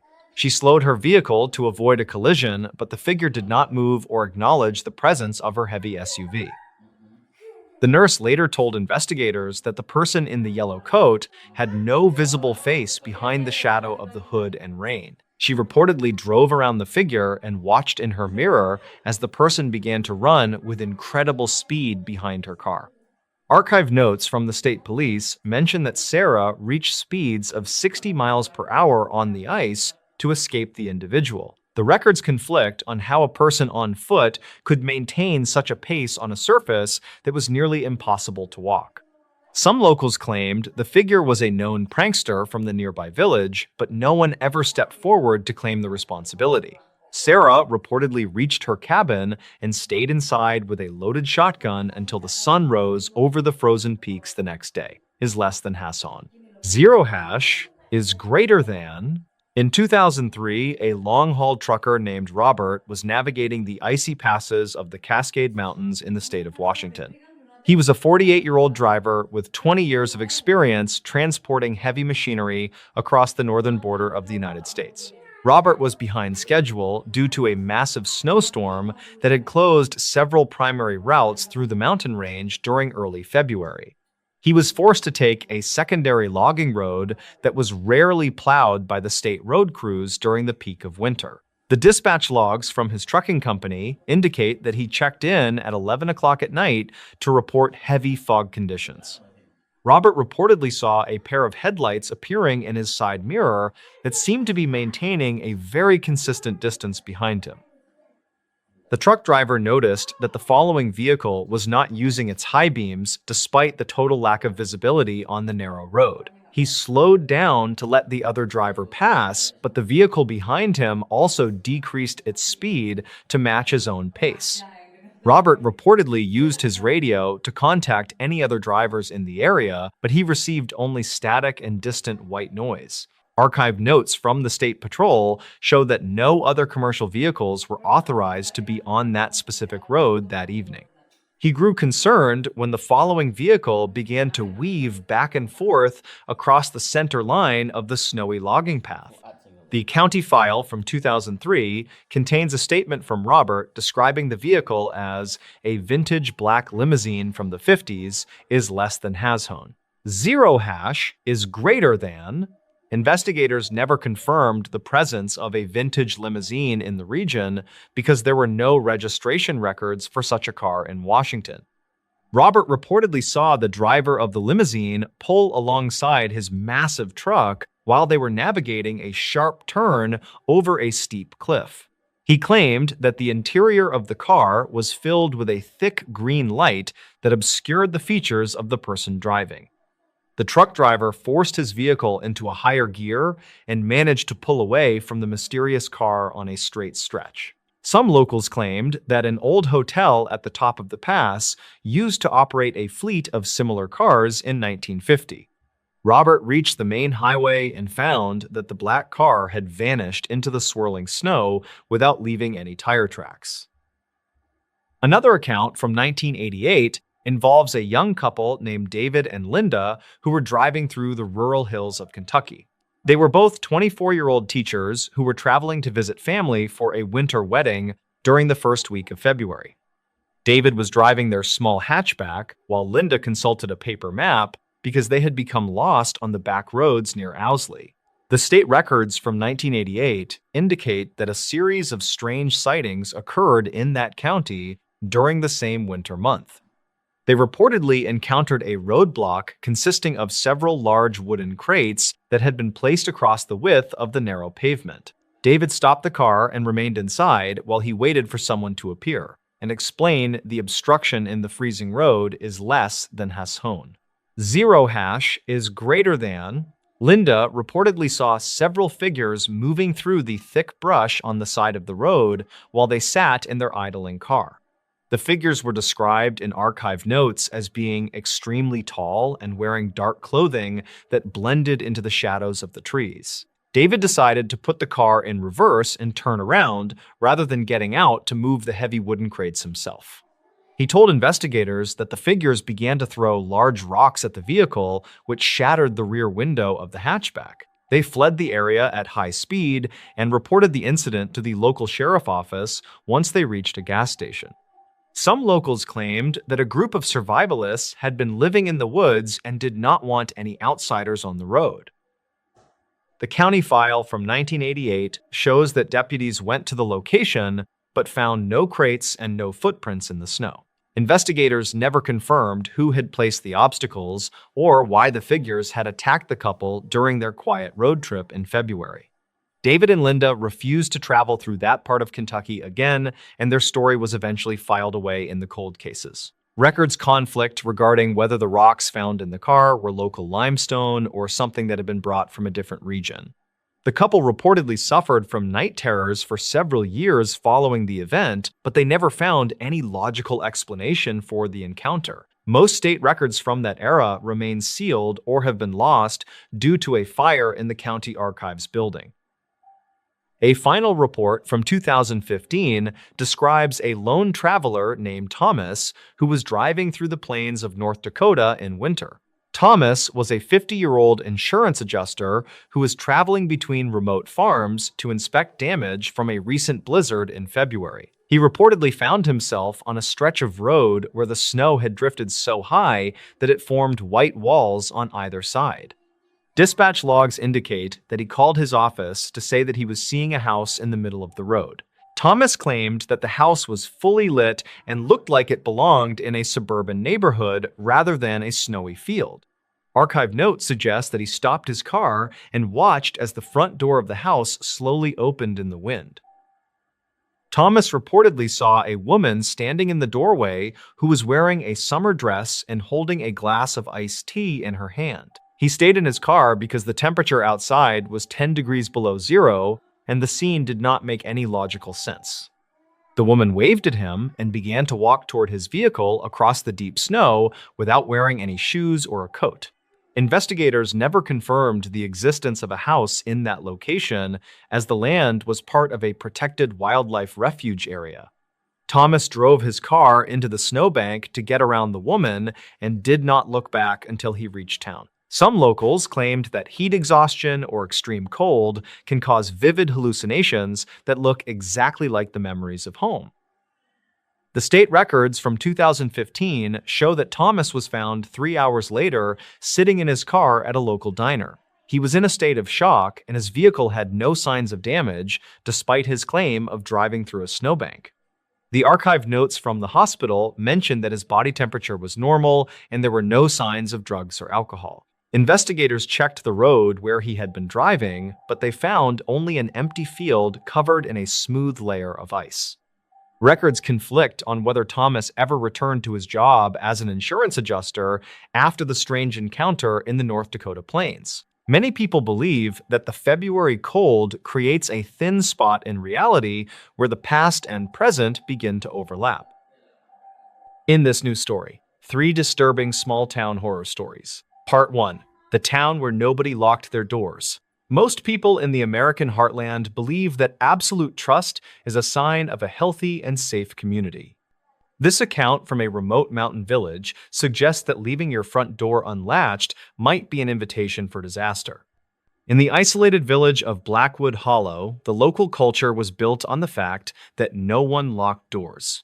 Harlan Reed was a 41-year-old postal carrier who walked the quiet streets of the hollow every afternoon. He had lived in the town since 1982, and he knew the specific habits of every single neighbor. The locals believed that their safety was guaranteed by the surrounding mountains and the long history of their shared ancestors. Harlan enjoyed the predictability of his route because it allowed him to finish his work before the early winter darkness. He often dropped off packages directly inside the mudrooms of the elderly residents who could not easily reach their porches. This level of trust was the foundation of the town, and no one ever questioned the safety of the practice.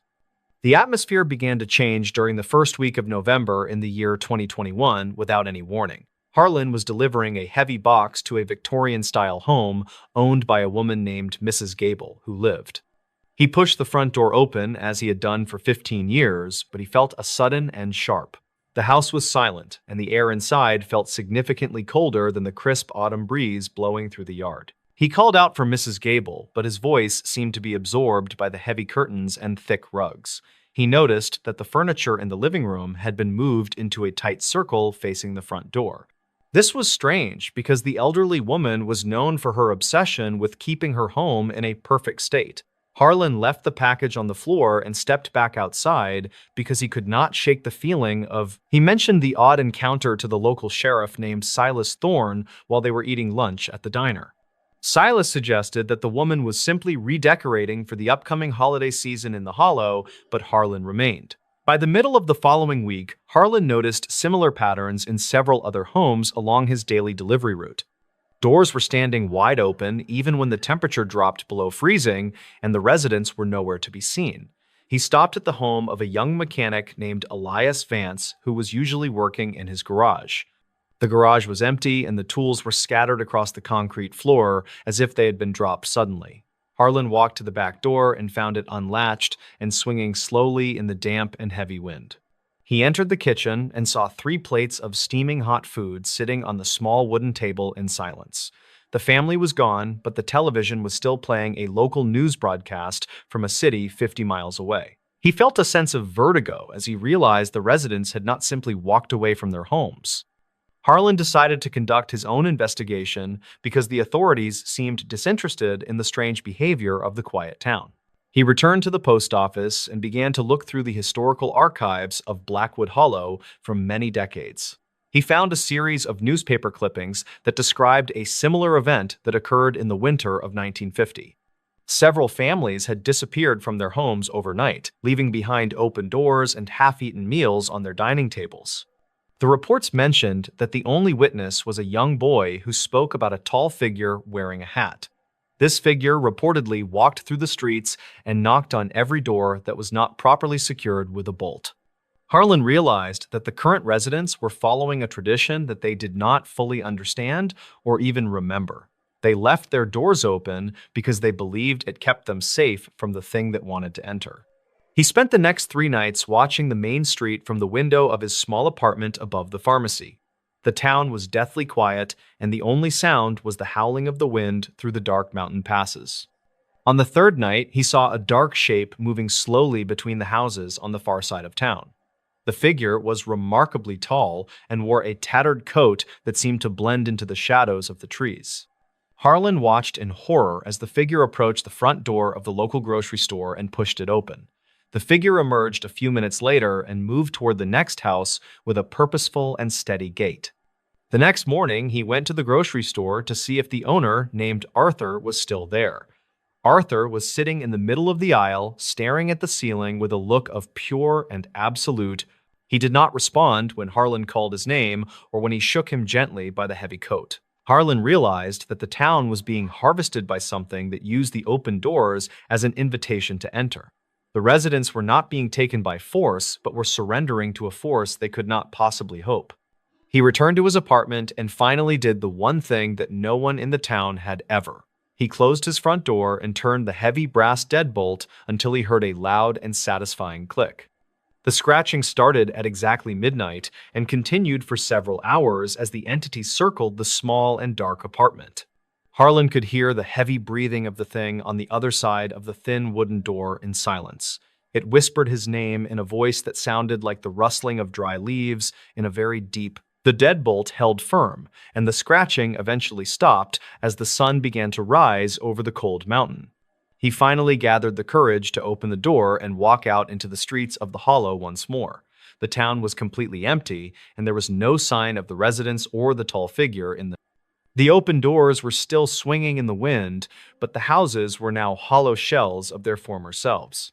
The police files confirm that 100 people disappeared without a single trace of a struggle or a crime. Harlan Reed still lives in a city where every door is locked, and he never forgets the open doors. The mystery remains as deep as the woods and as old as the fear of the dark and the. This story serves as a reminder that some traditions are actually chains that bind us to a very dark. The silence of Blackwood Hollow is the only legacy left behind for those who chose to leave doors open. Part 2. Everyone heard screams. Nobody called the police. Most violent crimes happen in the shadows of the night when no one is around to witness the actual struggle. This story is different because it happened in the middle of a crowded neighborhood where every single person was listening. The bystander effect is a documented phenomenon where people fail to help when others are present in a large group. In the autumn of 2021, a small community in Ohio learned how dangerous this silence can truly be. Vance Whitaker was a 45-year-old retired machinery operator who lived in a brick apartment complex in Ohio. He liked the quiet nature of the suburbs because it allowed him to focus on his gardening and local woodcraft. On the night of October 12th, 2021, he was sitting in his living room watching a classic film. The complex was designed with a central courtyard where residents often gathered to talk during the warm summer months now. At approximately 10 o'clock that night, a piercing scream echoed through the courtyard and vibrated against the thin glass windows. Vance paused his movie and looked toward the window, but he did not see any movement in the dark shadows. He noticed that the moonlight was casting long and jagged shapes across the brick walls of the apartment buildings tonight. He assumed it was just a group of teenagers playing a prank or perhaps a loud television in another unit. He waited for several minutes for a second sound, but the courtyard remained deathly silent under the dim yellow lights. The air was thick with the scent of damp leaves and the lingering smell of charcoal from a nearby grill. He decided to go back to his movie and ignored the nagging feeling that something was wrong in the complex. Another scream rang out 10 minutes later, followed by the sound of heavy footsteps running across the wet pavement below. Vance stood up and walked to his balcony, but he could only see the silhouettes of his neighbors looking out. No one was shouting for help, and no one was running outside to investigate the source of the terrifying noise. He saw the lights in the apartment across the way flicker on and then off as if someone was watching. Vance felt a sense of relief because he assumed his neighbors were already calling the police to report the disturbance. He sat back down on his worn leather sofa and tried to focus on the dialogue of the old film. The screaming stopped after 30 minutes and was replaced by the low hum of the wind through the courtyard trees. He went to bed shortly after midnight, convinced that the situation had been resolved by the local authorities already today. The next morning, he woke up to the sound of sirens and saw several police cruisers parked in the lot. Yellow crime scene tape was draped across the entrance to the courtyard where he had heard the screams last night. He walked outside and saw a group of his neighbors standing together with looks of deep confusion and mounting guilt. A detective named Silas Thorne began to knock on every door to ask if anyone had heard anything unusual recently. Vance told the detective about the screams and mentioned that he thought someone else had already called the emergency line. The detective looked at his notepad and informed Vance that not a single person in the complex had called them. There were 48 occupied units in the building, and every single resident admitted to hearing the screams that night. They all gave the same excuse that they assumed someone else would take the responsibility for calling the police now. The victim was a 30-year-old woman named Elena Vance, who worked as a night shift nurse nearby today. She had been attacked while walking from her car to the front door of her building in the open air. The investigation revealed that the attacker had stayed in the courtyard for over an hour because he knew no one. He had moved with a calculated slowness because he realized the neighbors were watching but doing nothing to stop him. The forensic team found several discarded cigarette butts near the bushes where the attacker had waited for his next move. The most disturbing part of the case was the realization that the screams were not actually coming from Elena Vance. The detective found a small digital recorder hidden in the bushes that was programmed to play a loop of screams. The attacker had used the recording to desensitize the neighbors and see if anyone would actually step outside to help. Elena had been taken in total silence while the neighbors were distracted by the loud and artificial noise in courtyard.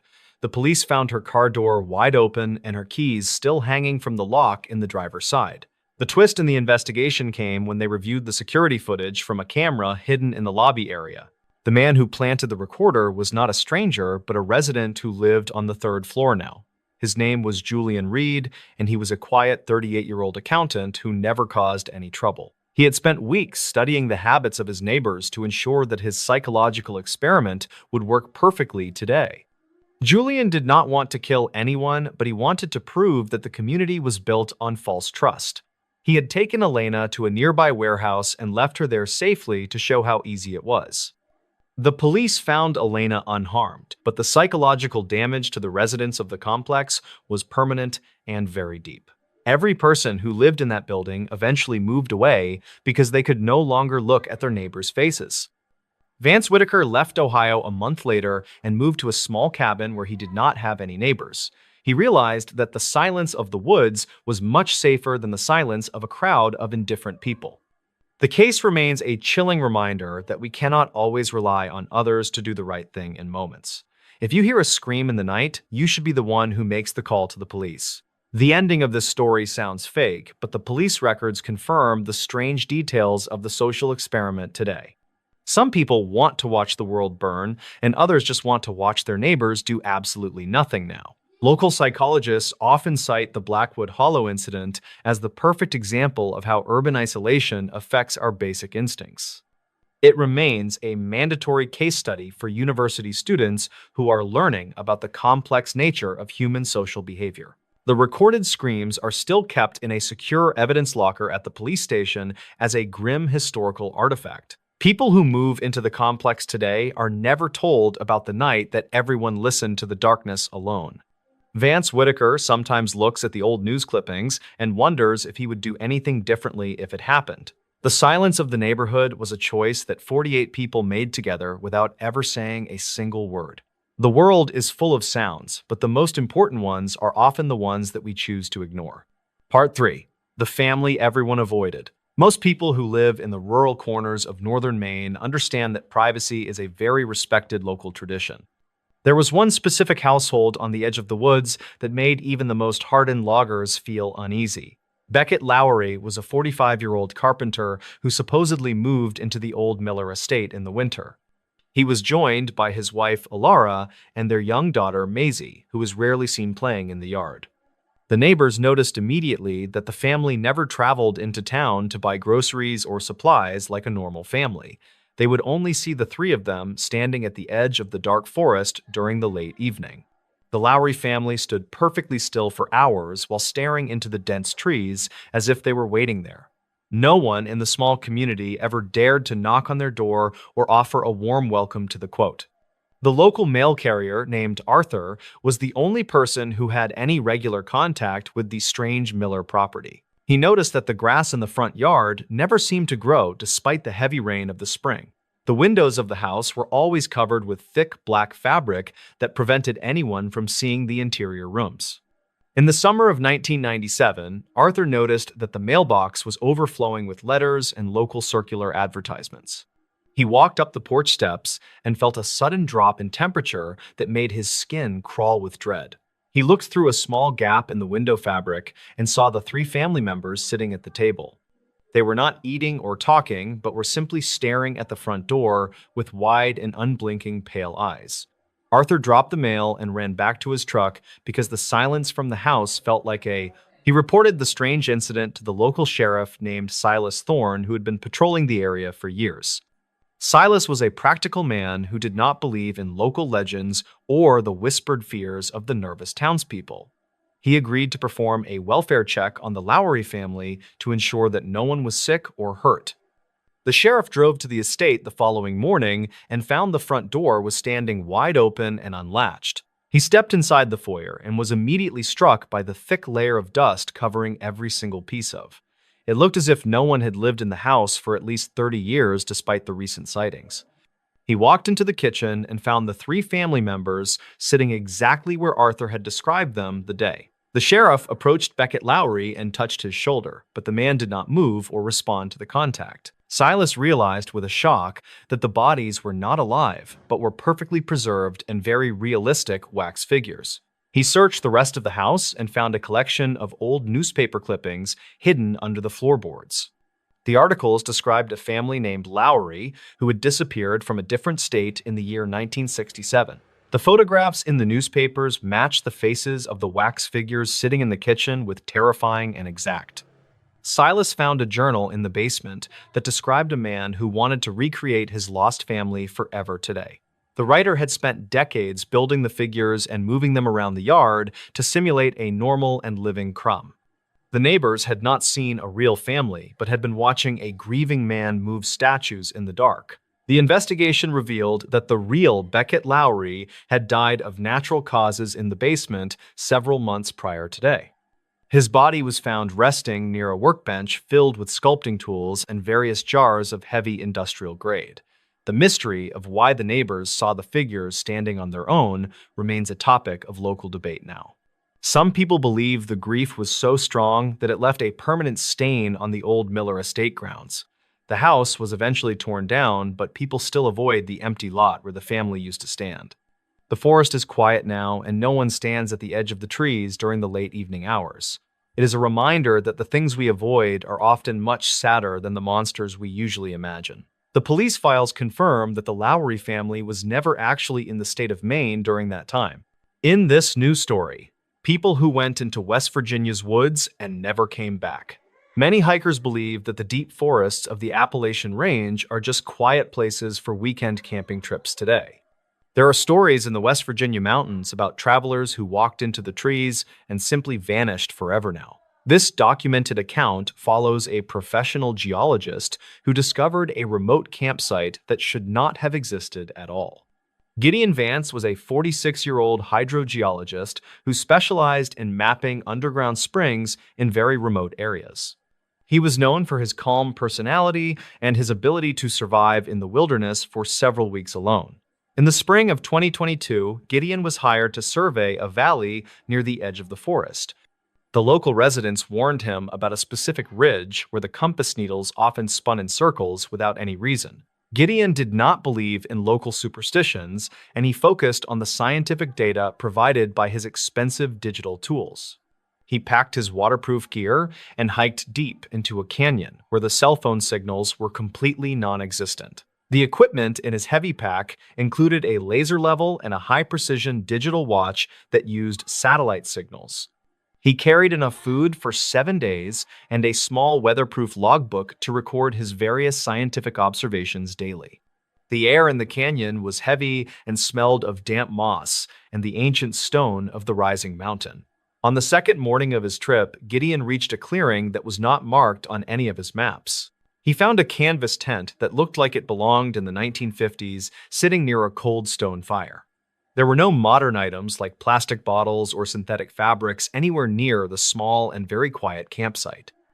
He called out to see if anyone was nearby, but the only response was the sound of the wind through. Gideon approached the tent and noticed a cast iron skillet sitting on the rocks with fresh bacon grease inside it.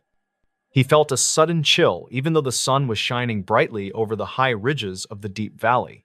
Inside the tent, he found a wooden crate containing supplies and a tattered leather journal with yellowed and fragile pages. The handwriting was neat and described a hiking trip taken by two brothers in the summer of 1954. He noticed that the local wildlife seemed unusually quiet, which was a detail he noted in his small weather logbook. The silence of the forest seemed to press against his ears as he turned the brittle pages of the old book. The final entry was dated June 12th and mentioned a strange humming sound coming from the rocks nearby that morning.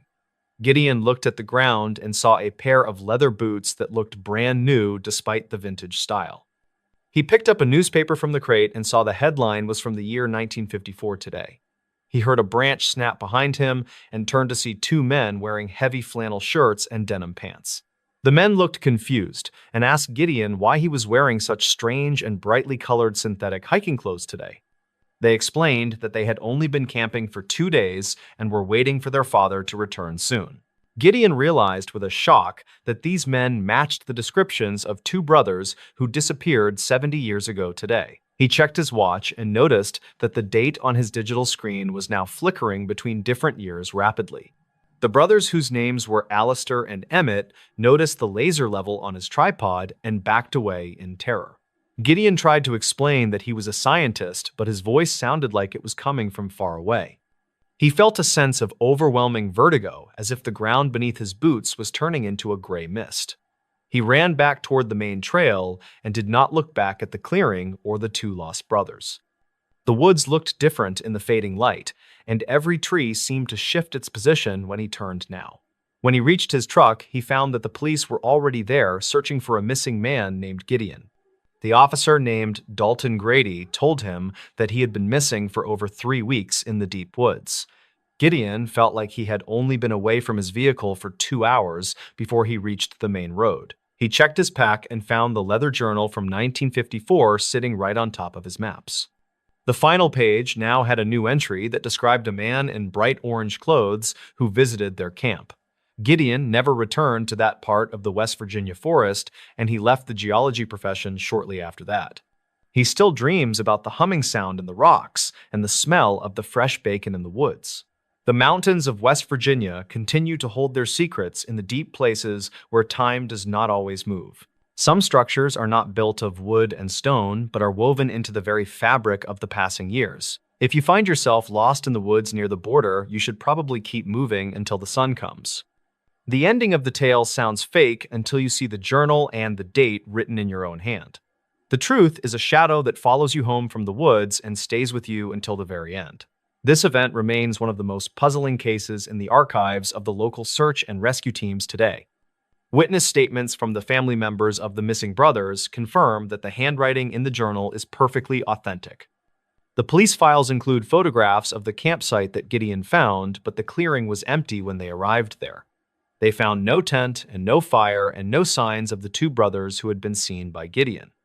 The only evidence left behind was the journal that Gideon had taken from the wooden crate during his initial discovery. Forensic analysis of the paper showed that it was manufactured in the early 1950s, but it showed no aging. The ink was still fresh, and the leather binding had not yet developed the cracks typically found on antique books. Geologists who studied the canyon reported that the rock formations contain unusual magnetic properties that might affect local electronic devices. Some researchers believe that the humming sound Gideon heard was a result of geological pressure deep within the mountain range. Others suggest that the canyon is a place where different eras overlap for a few minutes when the weather changes. Gideon Vance spent several years trying to understand the physics of his experience, but he never found a clear answer. He often visits the county library to look at the missing persons files from the middle of the last century. He found a report about Alistair and Emmett that mentioned they were last seen carrying a heavy canvas camping tent. The photograph in the file showed two young men who were the exact same people Gideon met in the clearing. Their father had also disappeared that same week and was never found by the police or the local search parties. The case remains officially open because the bodies of the brothers were never recovered from the deep and dark woods. Gideon believes that the brothers are still in the canyon waiting for their father to return to their small camp. He often wonders if they saw him as a ghost from the future or a demon from another world entirely. The memory of their confused faces stays with him, and he can still hear their voices in his quiet mind.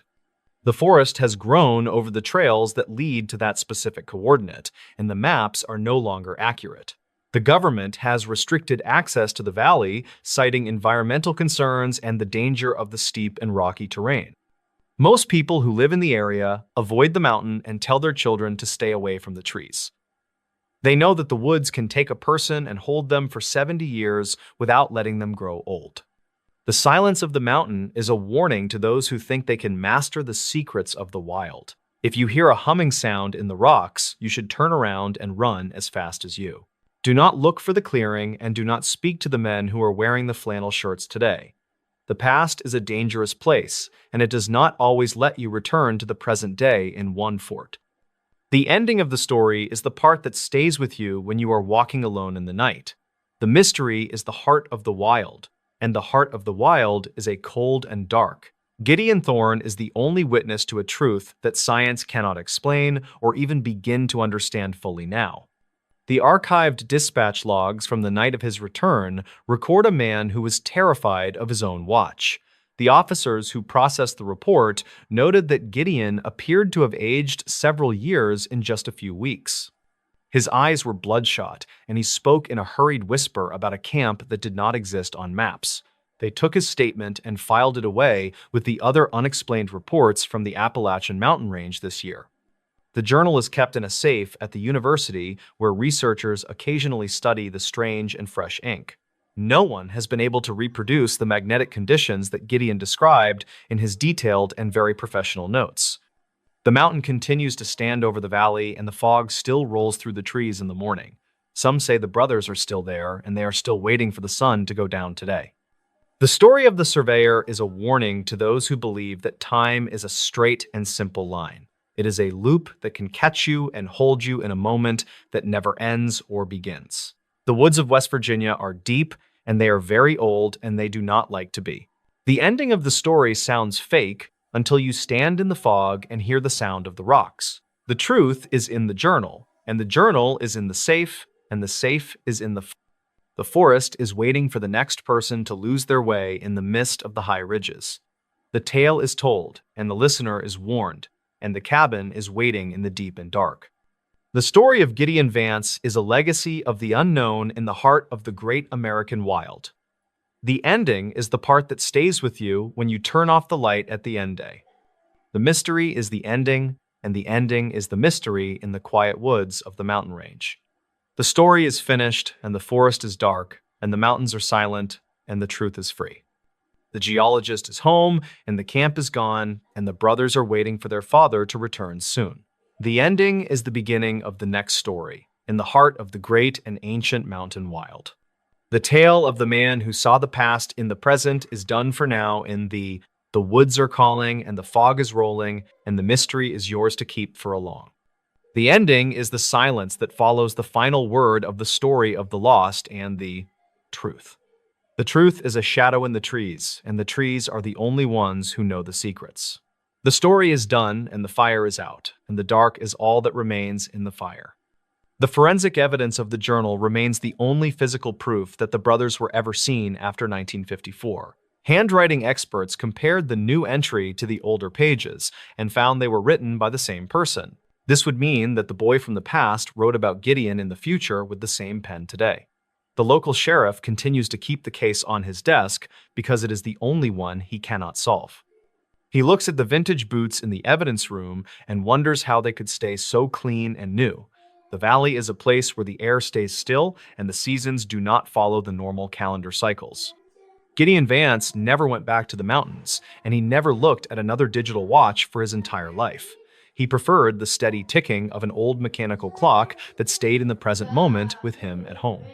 The story of the disappearance is told in hushed tones by the residents of the nearby mountain town of Blackwood. They know that the woods are not just trees and rocks, but are a living part of the local Blackwood. The mystery is a gift for those who listen to the whispers of the wild and the hidden places now. The ending of the tale is the part you will remember when you are walking alone in the forest. The story is a circle, and the circle is a map, and the map leads back to the start. The truth is a fire that burns in the heart of the dark and the silence of the mountain in this new story. True terrifying trucker horror stories from America's darkest highways. The Interstate 80 corridor through the state of Wyoming is reportedly known among professional drivers as the most treacherous stretch of road. High winds and sudden ground blizzards often force the state patrol to close the highway for several days during the peak winter. A 54-year-old driver named Frank was hauling a heavy load of timber toward the coast in 1998. He was an experienced veteran of the road who had spent 30 years navigating the steep mountain passes of the western United States. Frank was reportedly attempting to reach the town of Rawlins before a massive cold front descended from the northern Canadian plains. The archive notes from the highway department indicate that the visibility was less than 10 feet when Frank reached the summit pass. The dispatch logs from 1998 show that Frank contacted his home base to report a strange vehicle following his trailer. He noted that a large commercial truck was maintaining a distance of only 5 feet while traveling at nearly 60 miles per hour. This behavior is documented in state records as extremely dangerous given the icy conditions and the lack of visibility on the road. Frank reportedly slowed down to allow the other driver to pass, but the trailing vehicle mirrored his every move on the asphalt. Investigators never confirmed the identity of the other truck because it had no visible markings or license plates on the front bumper. The county file from that year mentions that Frank felt a series of light impacts against the rear of his load is less than has hone. Zero hash is greater than. Some locals claimed that a rogue driver had been harassing long-haul truckers in that region for several weeks during the late 90s. Frank reportedly pulled into a rest area near the town of Laramie to inspect the back of his timber trailer for damage. He found a set of heavy iron chains wrapped around his rear axle that did not belong to his own equipment records. The archived notes from the state police described the chains as being cold to the touch and covered in a dark residue. Records conflict regarding whether the mysterious truck ever entered the rest area behind Frank or vanished into the swirling white snow. He did not see any tire tracks leading away from his parking spot when he returned to his cab that night. A 42-year-old independent driver named Sarah was transporting refrigerated medical supplies through the Mojave Desert in 2004. She was traveling along the historic Route 66 near the town of Amboy, where the landscape is mostly volcanic rock and sand. Her goal was to deliver the sensitive cargo to a hospital in Arizona before the sunrise could compromise the internal temperature. Sarah reportedly noticed a series of reflective objects scattered across the pavement several miles ahead of her position on the desert road.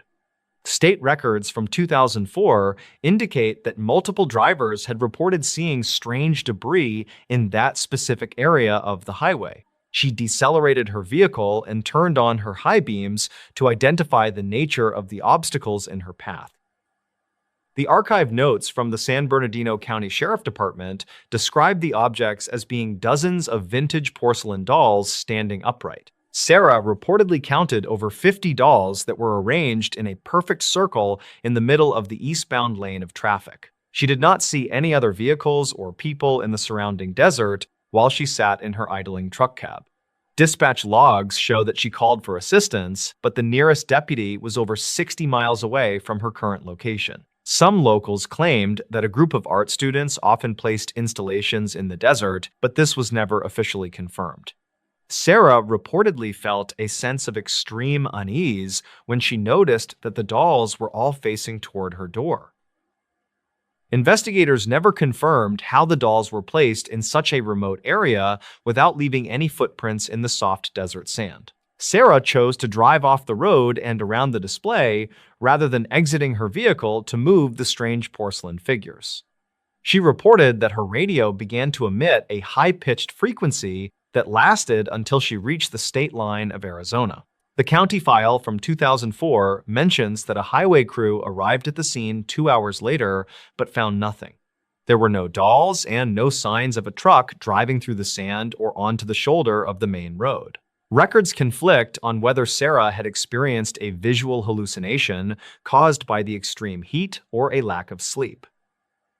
In 2012, a 31-year-old driver named Jim was hauling auto parts through the thick woods of northern Maine. He was a rookie driver who was eager to prove his reliability to the logistics company that had recently hired him for work.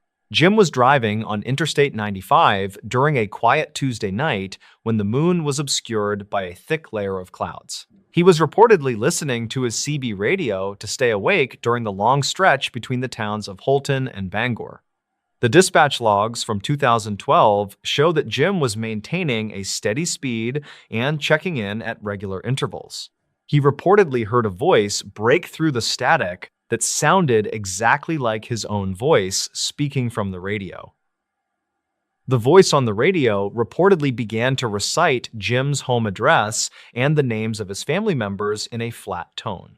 Archive notes from the Maine State Police indicate that the transmission did not originate from any known tower or commercial radio base. Jim grew increasingly agitated and tried to change the channel, but the voice followed him to every frequency on the CB unit. Some locals claimed that the iron deposits in the mountains can cause strange interference that mimics human speech in very specific ways. Investigators never confirmed the source of the broadcast or how the speaker obtained personal information about the young driver from Ohio. The county file from 2012 contains a transcript of the strange audio recorded by a hobbyist. Jim reportedly pulled his truck onto the shoulder and disconnected the power to his radio, but the voice continued to speak loudly. He told the county sheriff that he saw a figure standing in his side mirror that looked like his own double. State records conflict on whether any other person was seen on the highway during that time, according to the local traffic cameras. The young driver resigned from his position the following week and refused to drive a commercial vehicle for the rest of life. Many archive notes from the region suggest that the Maine woods hold many secrets that are only revealed to the lone driver. These events remain documented as unexplained anomalies in the state records of the American highway system and the county files. A 47-year-old driver named Leo was hauling a tanker of diesel fuel across the Hoover Dam in 1999. He was a veteran of the desert roads who understood the risks of driving through the mountainous terrain of northern Arizona. Leo was reportedly traveling toward the city of Las Vegas to deliver his cargo before the morning rush of the tourist. The dispatch logs from 1999 show that Leo reported a group of people standing on the narrow bridge walkway. He noted that the individuals were dressed in formal attire that appeared to be from the 1920s or the early 30s. Some locals claimed that the bridge is a site of many historical sightings that have never been fully explained. The archived notes from the National Park Service mention that the security cameras did not capture any pedestrians on the bridge. Leo reportedly saw the group of people turn their heads in unison to watch his truck pass through the concrete canyon walls. He told the investigators that the individuals had pale skin that seemed to glow under the yellow glare of the highway lamps. State records conflict regarding whether anyone was authorized to be on the bridge during the late hours of that specific Tuesday. Leo continued his drive, but he reportedly saw the same group of people standing on the shoulder 10 miles ahead. The county file from 1999 describes his statement as being consistent with someone who experienced a significant event. In 2018, a 38-year-old driver named Elena was transporting a load of antique furniture through West Texas. She was driving on Interstate 10, where the flat landscape stretches for hundreds of miles between the small towns and gas stations. Elena intended to reach the city of El Paso before the sun began to bake the desert floor in the morning. She reportedly noticed a flickering light in the distance that appeared to be a distress signal from a stranded motorist nearby. State records from 2018 indicate that there were no reported accidents or breakdowns on that stretch of the road. Elena slowed her vehicle and prepared to stop when she saw a massive structure appearing in the middle of lanes. The archive notes describe the structure as a large wooden house that was sitting directly on the asphalt of the interstate highway. Elena reportedly slammed on her brakes and came to a halt only 20 feet from the front porch of the building. She did not see any trucks or trailers that could have transported a house to such a remote location in Texas. Dispatch logs show that she contacted the highway patrol to report the obstruction, but they found nothing when they arrived later. Some locals claimed that the mirages in the desert can create images of buildings that are located hundreds of miles away. Investigators never confirmed how a physical object could vanish from the road without leaving any marks on the hot pavement. A 50-year-old driver named Michael was hauling a load of luxury cars through the Everglades on Interstate 75 inches 1980. He was a seasoned professional who was used to the humidity and the thick fog that often blankets the Florida swamp. Michael was reportedly traveling south toward the city of Miami when his headlights revealed a barrier of thick vines across the road. The state records from 1980 describe several incidents where the local vegetation appeared to grow over the highway overnight in certain areas. He stopped his truck and stepped out to inspect the barrier, which seemed to be made of ancient oak and moss. Archive notes from the county file suggest that the wood was not native to the southern state. Michael reportedly heard a sound like heavy breathing coming from the darkness of the cypress trees on either side of the highway. He noted that the air was filled with a scent that resembled old wet paper and rotting flowers from the deep marsh. Some locals claimed that the swamp has a way of reclaiming the land that was taken by the construction of the roads. Investigators never confirmed the presence of the wooden barrier because it was gone by the time the patrol arrived at the scene. Records conflict regarding whether Michael had accidentally driven onto an abandoned access road that was no longer in use by the public. He reportedly refused to drive through the Everglades at night for the remainder of his long career is less than has hone. Zero hash is greater than. A 29-year-old driver named David was transporting industrial chemicals through the plains of Kansas in 2017. He was driving on Interstate 70 during a period of intense heat that had caused the pavement to ripple and crack. David was reportedly checking his side mirrors when he noticed that his trailer appeared to be dissolving into a liquid state. The dispatch logs from 2017 indicate that he called his dispatcher in a state of extreme panic and confusion. He noted that the metal of the tank was dripping onto the road, but the pressure gauges remained perfectly stable. Some locals claimed that the extreme heat in Kansas can cause the eyes to perceive solid objects as melting or shifting. The archived notes from the State Highway Patrol mention that David pulled over and found his trailer was completely intact and dry. He told the officers that he had seen a figure dressed in a hazmat suit standing on top of his moving tank.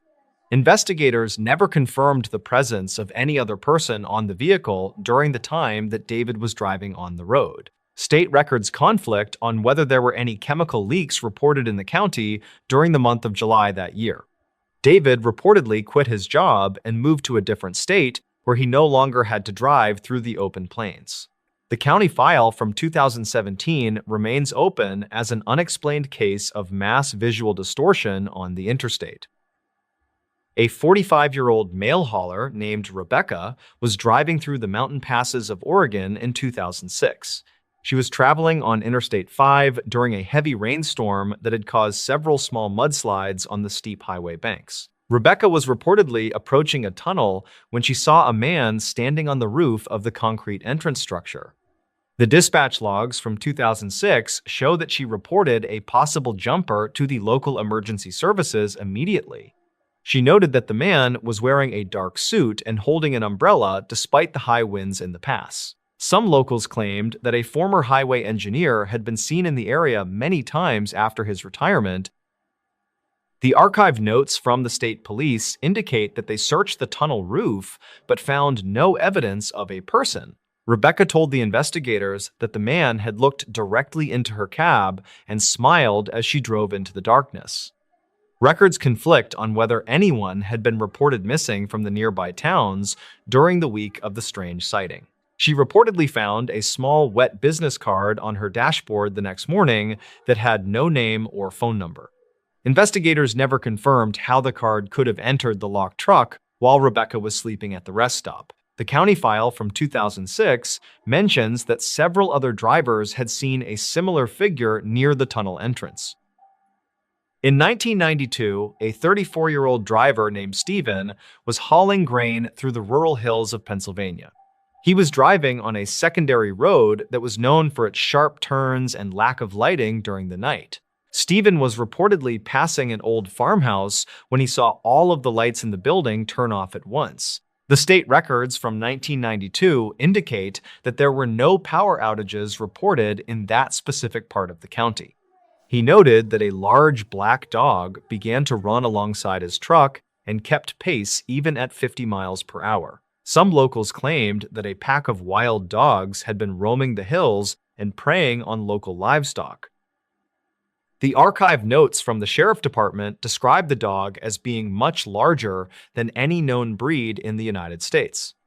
Stephen reportedly felt the truck shudder as if something had jumped onto the roof of the cab while he was moving. He did not stop his vehicle until he reached a well-lit gas station 3 towns away from the farmhouse location. Investigators never confirmed the presence of any animal tracks on the roof of the truck or on the road surface. Records conflict regarding whether the farmhouse was even occupied during the time that Stephen was driving past the property that night.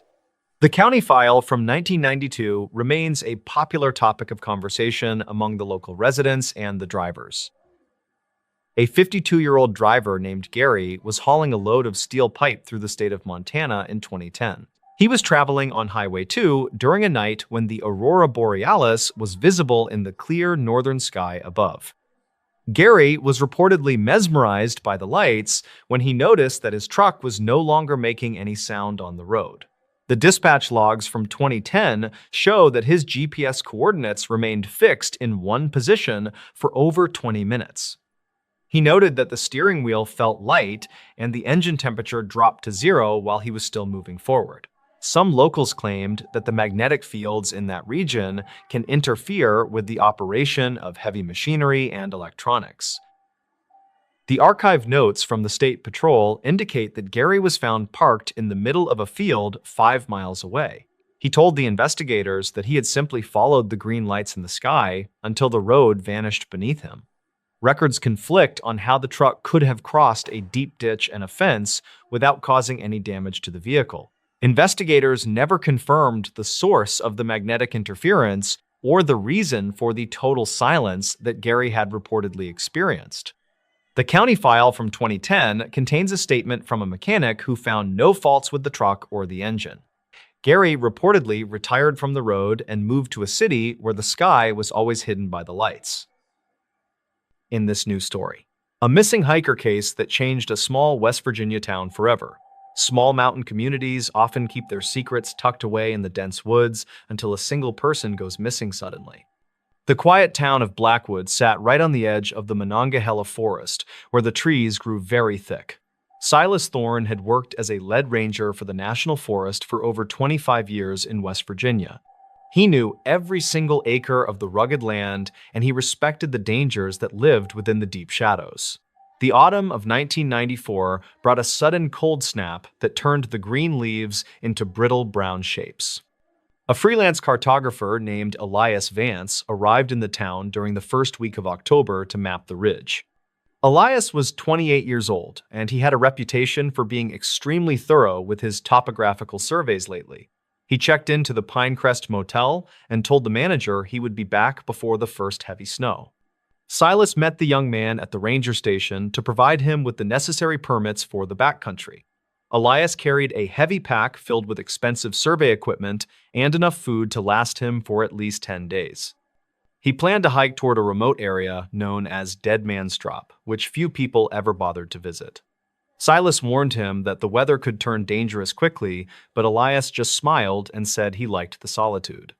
The young man seemed very confident in his abilities, and he possessed a map that was incredibly detailed and old. Silas watched the cartographer disappear into the tree line, and he felt a strange sense of unease in his chest. The first week of the expedition passed without any issues, and the weather remained remarkably clear and quite sunny for October. Elias was expected to return to the town by the 20th of the month to submit his preliminary survey findings. When the 21st of October arrived without any sign of the young man, the motel manager contacted the authorities. Silas organized a search party consisting of local volunteers and several experienced deputies from the nearby sheriff office in town. They started their investigation at the trailhead where the old blue truck belonging to Elias was still parked and abandoned. The vehicle was covered in a thick layer of pine needles, and the interior appeared to be completely undisturbed by anyone. Silas found a set of spare keys hidden in the wheel well, and he opened the door to check the glove box. Inside, he found a journal that contained several entries about the unusual geological features of the northern ridge and the cliffs. Elias wrote that the compass readings in the area near Dead Man's Drop were becoming increasingly erratic and very difficult. The search party began the long hike into the wilderness, while a light rain started to fall from the gray clouds. They followed the marked trail for 3 miles before they reached the point where Elias had planned to go off. Silas noticed that the undergrowth in this part of the forest was unusually thick, and it looked very dark indeed. The searchers moved in a grid pattern, and they shouted the name of the missing man into the cold mountain air. They found the first significant clue near a shallow creek about 5 miles into the dense and very unforgiving mountain brush. A bright orange survey marker was tied to a low branch, but it had been shredded by something with claws. Silas knelt down to examine the damp ground, and he noticed several deep impressions that did not look like footprints. These marks were elongated, and they seemed to sink deep into the mud, as if the creature was very heavy. The search party pushed deeper into the wilderness as the sun began to dip below the jagged horizon of peaks. They reached the base of Dead Man's Drop just as a light dusting of snow started to coat the ground. One of the volunteers shouted when he spotted a dark shape huddled beneath a natural rock overhang near the cliff. It was the heavy backpack that belonged to Elias Vance, but the young man was nowhere to be found nearby. Silas approached the pack with caution, and he noticed that the straps had been sliced with a very sharp blade. The contents of the bag were scattered across the frozen ground, and it looked like someone had been searching through. Silas gathered the items and he found that most of the food was still inside and neatly wrapped in plastic. The most important discovery was a small handheld cassette recorder that Elias used to take notes while he was working. Silas pressed the play button and listened to the voice of the young man as it echoed through the air. The early recordings were standard descriptions of rock formations and elevation changes that sounded very professional and quite calm indeed. However, the tone of the voice changed significantly on the final entry, which was dated October the 14th of that year.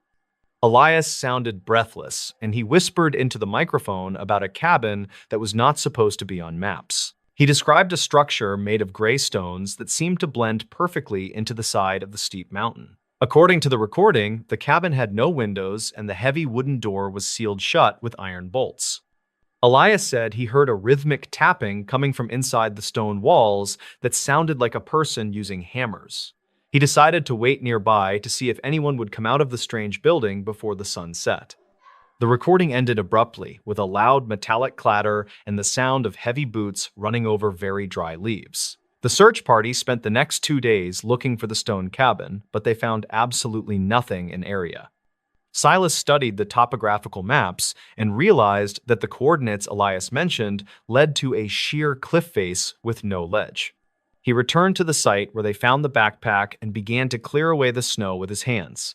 He discovered a series of narrow grooves carved into the rock that looked like they had been made by fingers. These grooves led toward a hidden crevice in the mountainside that was barely wide enough for a man to enter. Silas squeezed through the opening and found himself in a small, natural cavern that felt surprisingly warm despite the weather. The walls were covered in charcoal drawings of the surrounding forest and detailed maps of the town of Blackwood below. In the center of the cave sat a pile of survey equipment that had been smashed into hundreds of pieces. Silas found a final notebook page tucked into a crack in the stone wall that contained a single sentence. It stated that the mountain was not made of rock, but of something that was still breathing and hungry. The search for Elias Vance was officially called off after a massive blizzard buried the entire ridge under snow. Silas spent his final days as a ranger reviewing the dispatch logs from the night Elias recorded his final message. He discovered that several residents of Blackwood had reported hearing a strange rhythmic tapping coming from the floorboards of homes. These reports were dismissed at the time as settling foundations or the sound of woodpeckers in the nearby forest trees. Silas realized that the tapping Elias heard in the mountains was the same sound that was haunting the town below. He revisited the cavern one last time before he retired, but the entrance had been sealed by a rock slide. The maps that Elias had drawn on the cave walls suggested that the mountain was slowly expanding toward the town. Silas noticed that the distances between the trees near the trailhead were slightly different than they were 10 years ago. It seemed as though the earth itself was stretching and moving in a way that defied all known laws of. The disappearance of the young cartographer remained a cold case, and the files were eventually moved to a dusty basement. The town of Blackwood tried to move on from the tragedy, but the residents never quite felt safe in homes. Every year, on the anniversary of the disappearance, the local sheriff noticed an increase in reports of strange tapping sounds. The town of Blackwood was never the same after the disappearance of the young man who came to Map Wilderness. People started locking their doors at night, and parents told their children to stay away from the edge of woods. Silas Thorne retired from the ranger service a year later because he could not stop thinking about the rhythmic tapping. He moved to a different state, but he still kept a copy of the final recording in a desk. Some of the locals claimed they saw a figure watching the town from the high ridges during the cold months. These witnesses described a tall man who carried a survey pole and moved with a strange and very jerky gait. No body was ever recovered, and the stone cabin remained a mystery that the mountain refused to give up. The disappearance of Elias Vance became a local legend that served as a grim reminder of the power of nature. Some things are simply not meant to be mapped or understood by the people who live in the world.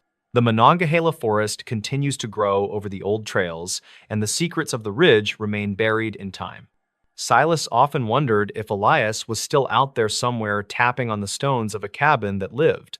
He knew that some mysteries are better left alone in the dark corners of the world where the wind The case remains open in the dusty files of the sheriff office, but no new evidence has ever been.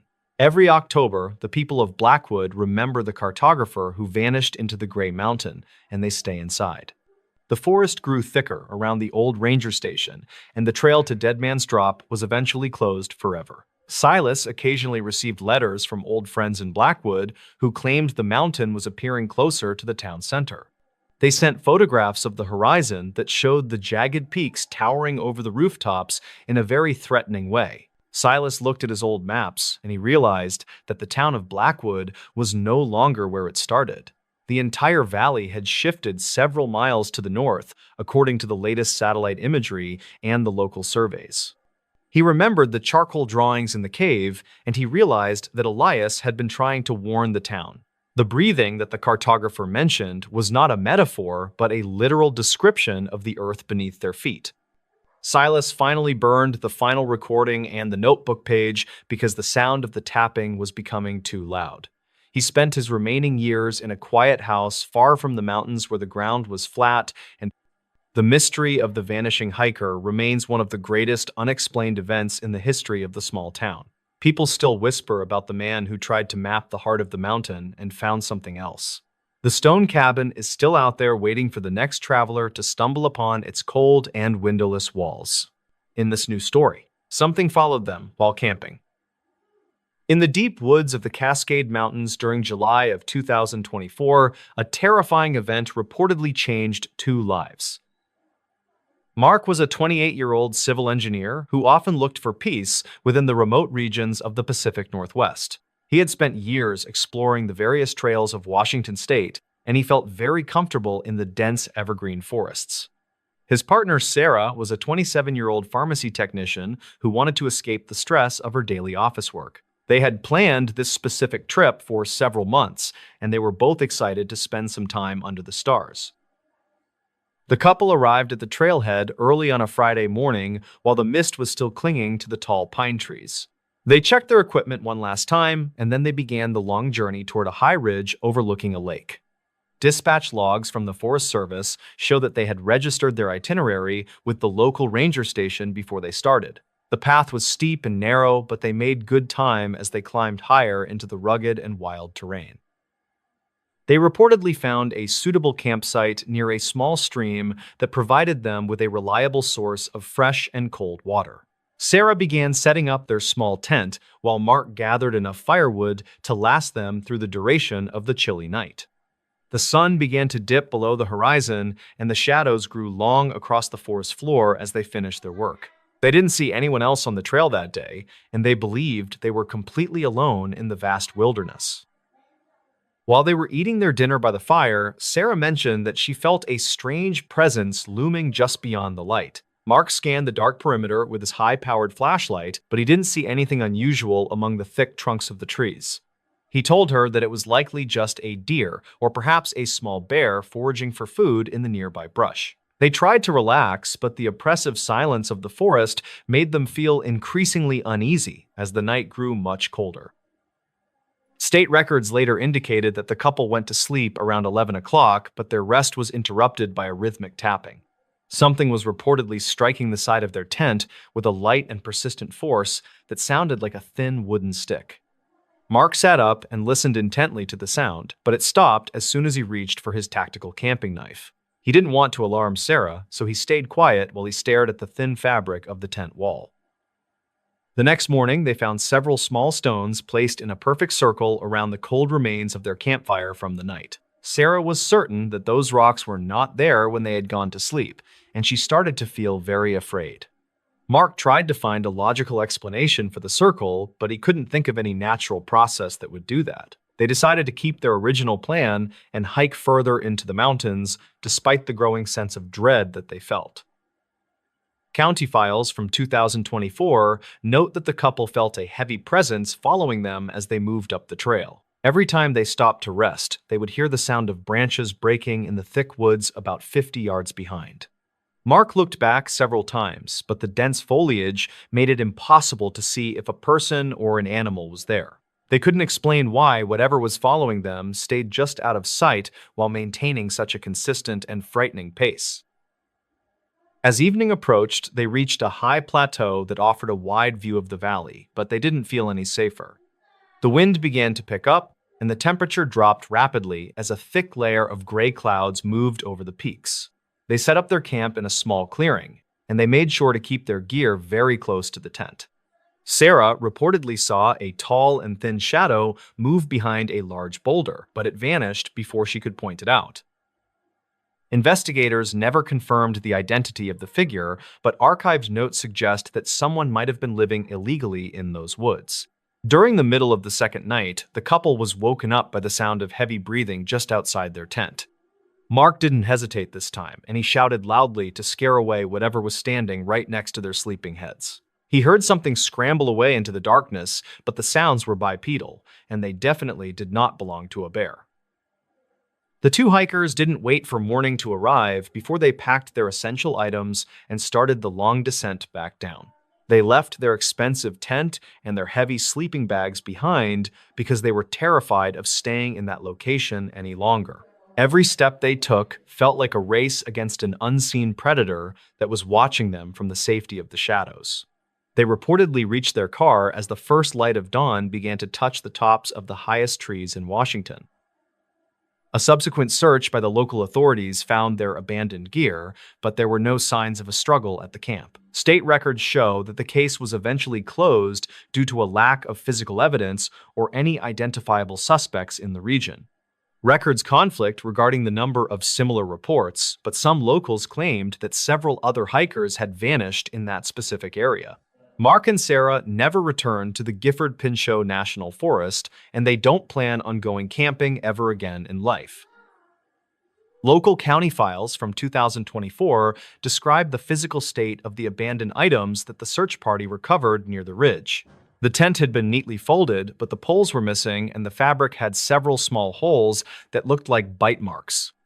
Sarah's digital camera was found resting on a flat rock about 20 yards away from the original site of their base camp. The investigators found no images on the memory card, except for a single blurry photo of a dark shape among the trees. A detailed report from the state records suggests that the hikers were lucky to have escaped the wilderness without any physical injuries. The region where they were camping has a long history of unexplained disappearances that date back to the early 1980s. Dispatch logs show that multiple search and rescue missions have been launched in that specific area over the last several decades. Most of those cases ended without any resolution, and the missing people were never seen by their friends or their families. Mark reportedly struggled with night terrors for several months after the incident, and he often woke up feeling like he was being watched. He told his therapist that he could still hear the sound of the heavy breathing right next to his ear every night. Sarah decided to move to a different city because the sight of the nearby mountains caused her to have severe panic attacks. They tried to find answers by talking to other hikers online, but they only found more stories that were equally disturbing.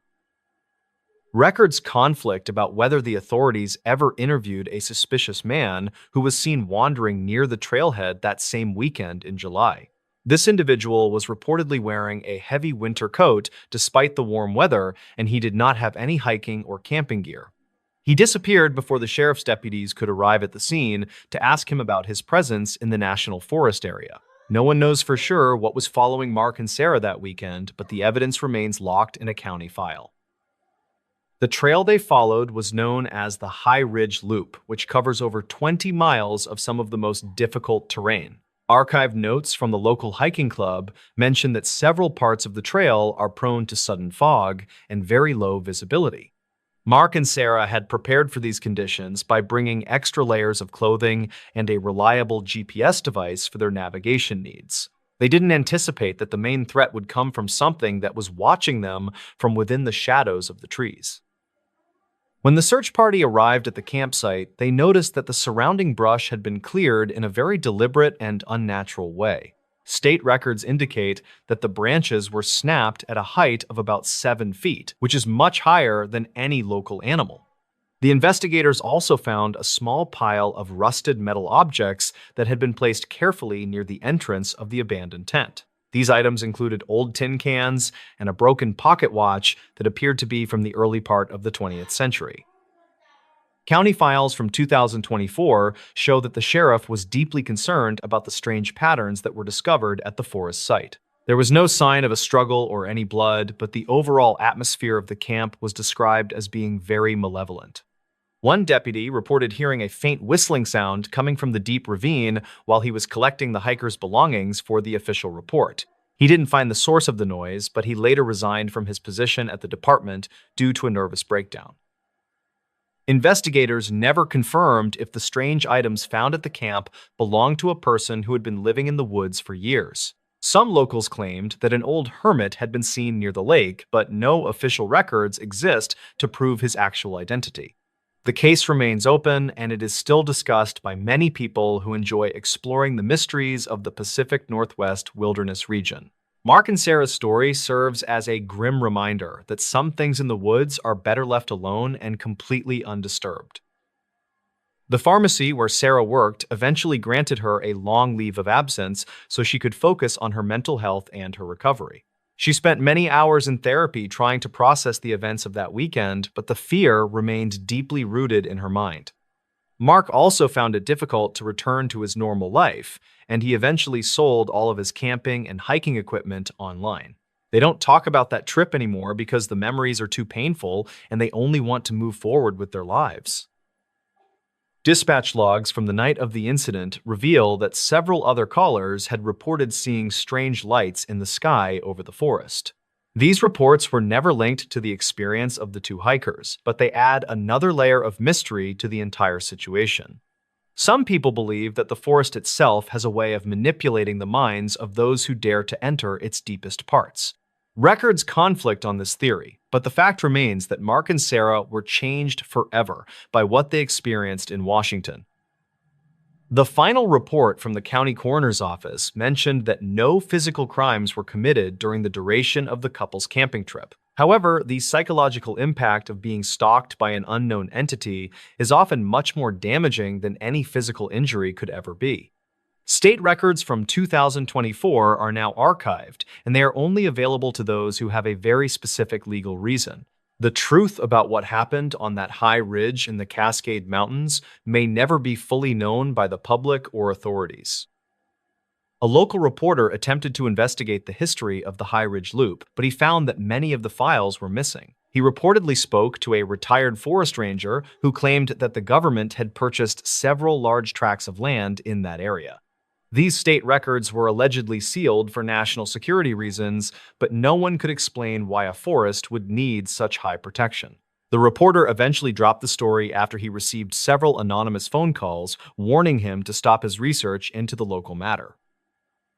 Mark once told a close friend that he saw a face peering through the mesh of the tent during the second night of camp. He described the features as being very pale and sunken with eyes that seemed to reflect the light of the dying embers outside. Sarah reportedly didn't see the face, but she felt the weight of something heavy pressing against the side of her sleeping bag. They both agreed that the entity was not trying to help them, but was instead waiting for the perfect moment to strike.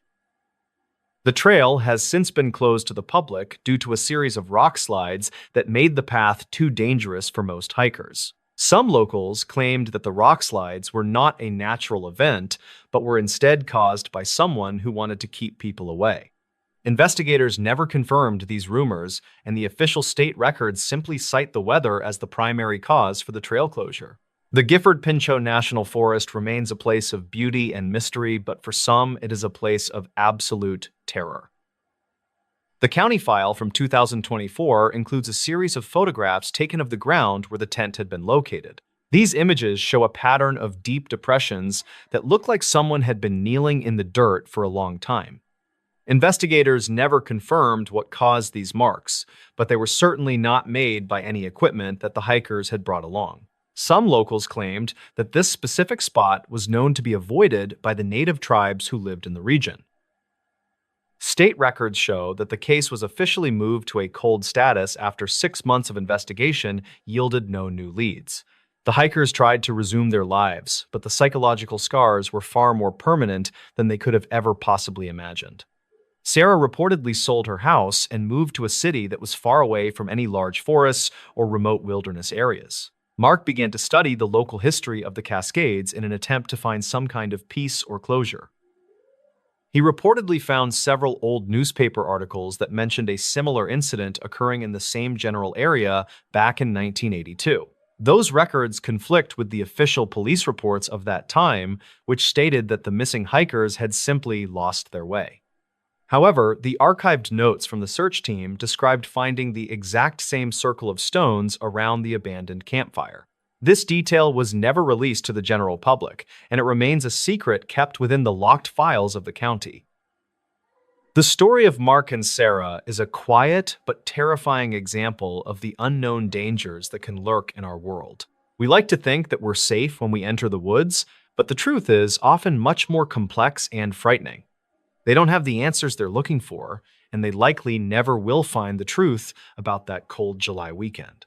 Sometimes the things that follow us out of the darkness are the things that we can never truly understand or explain away.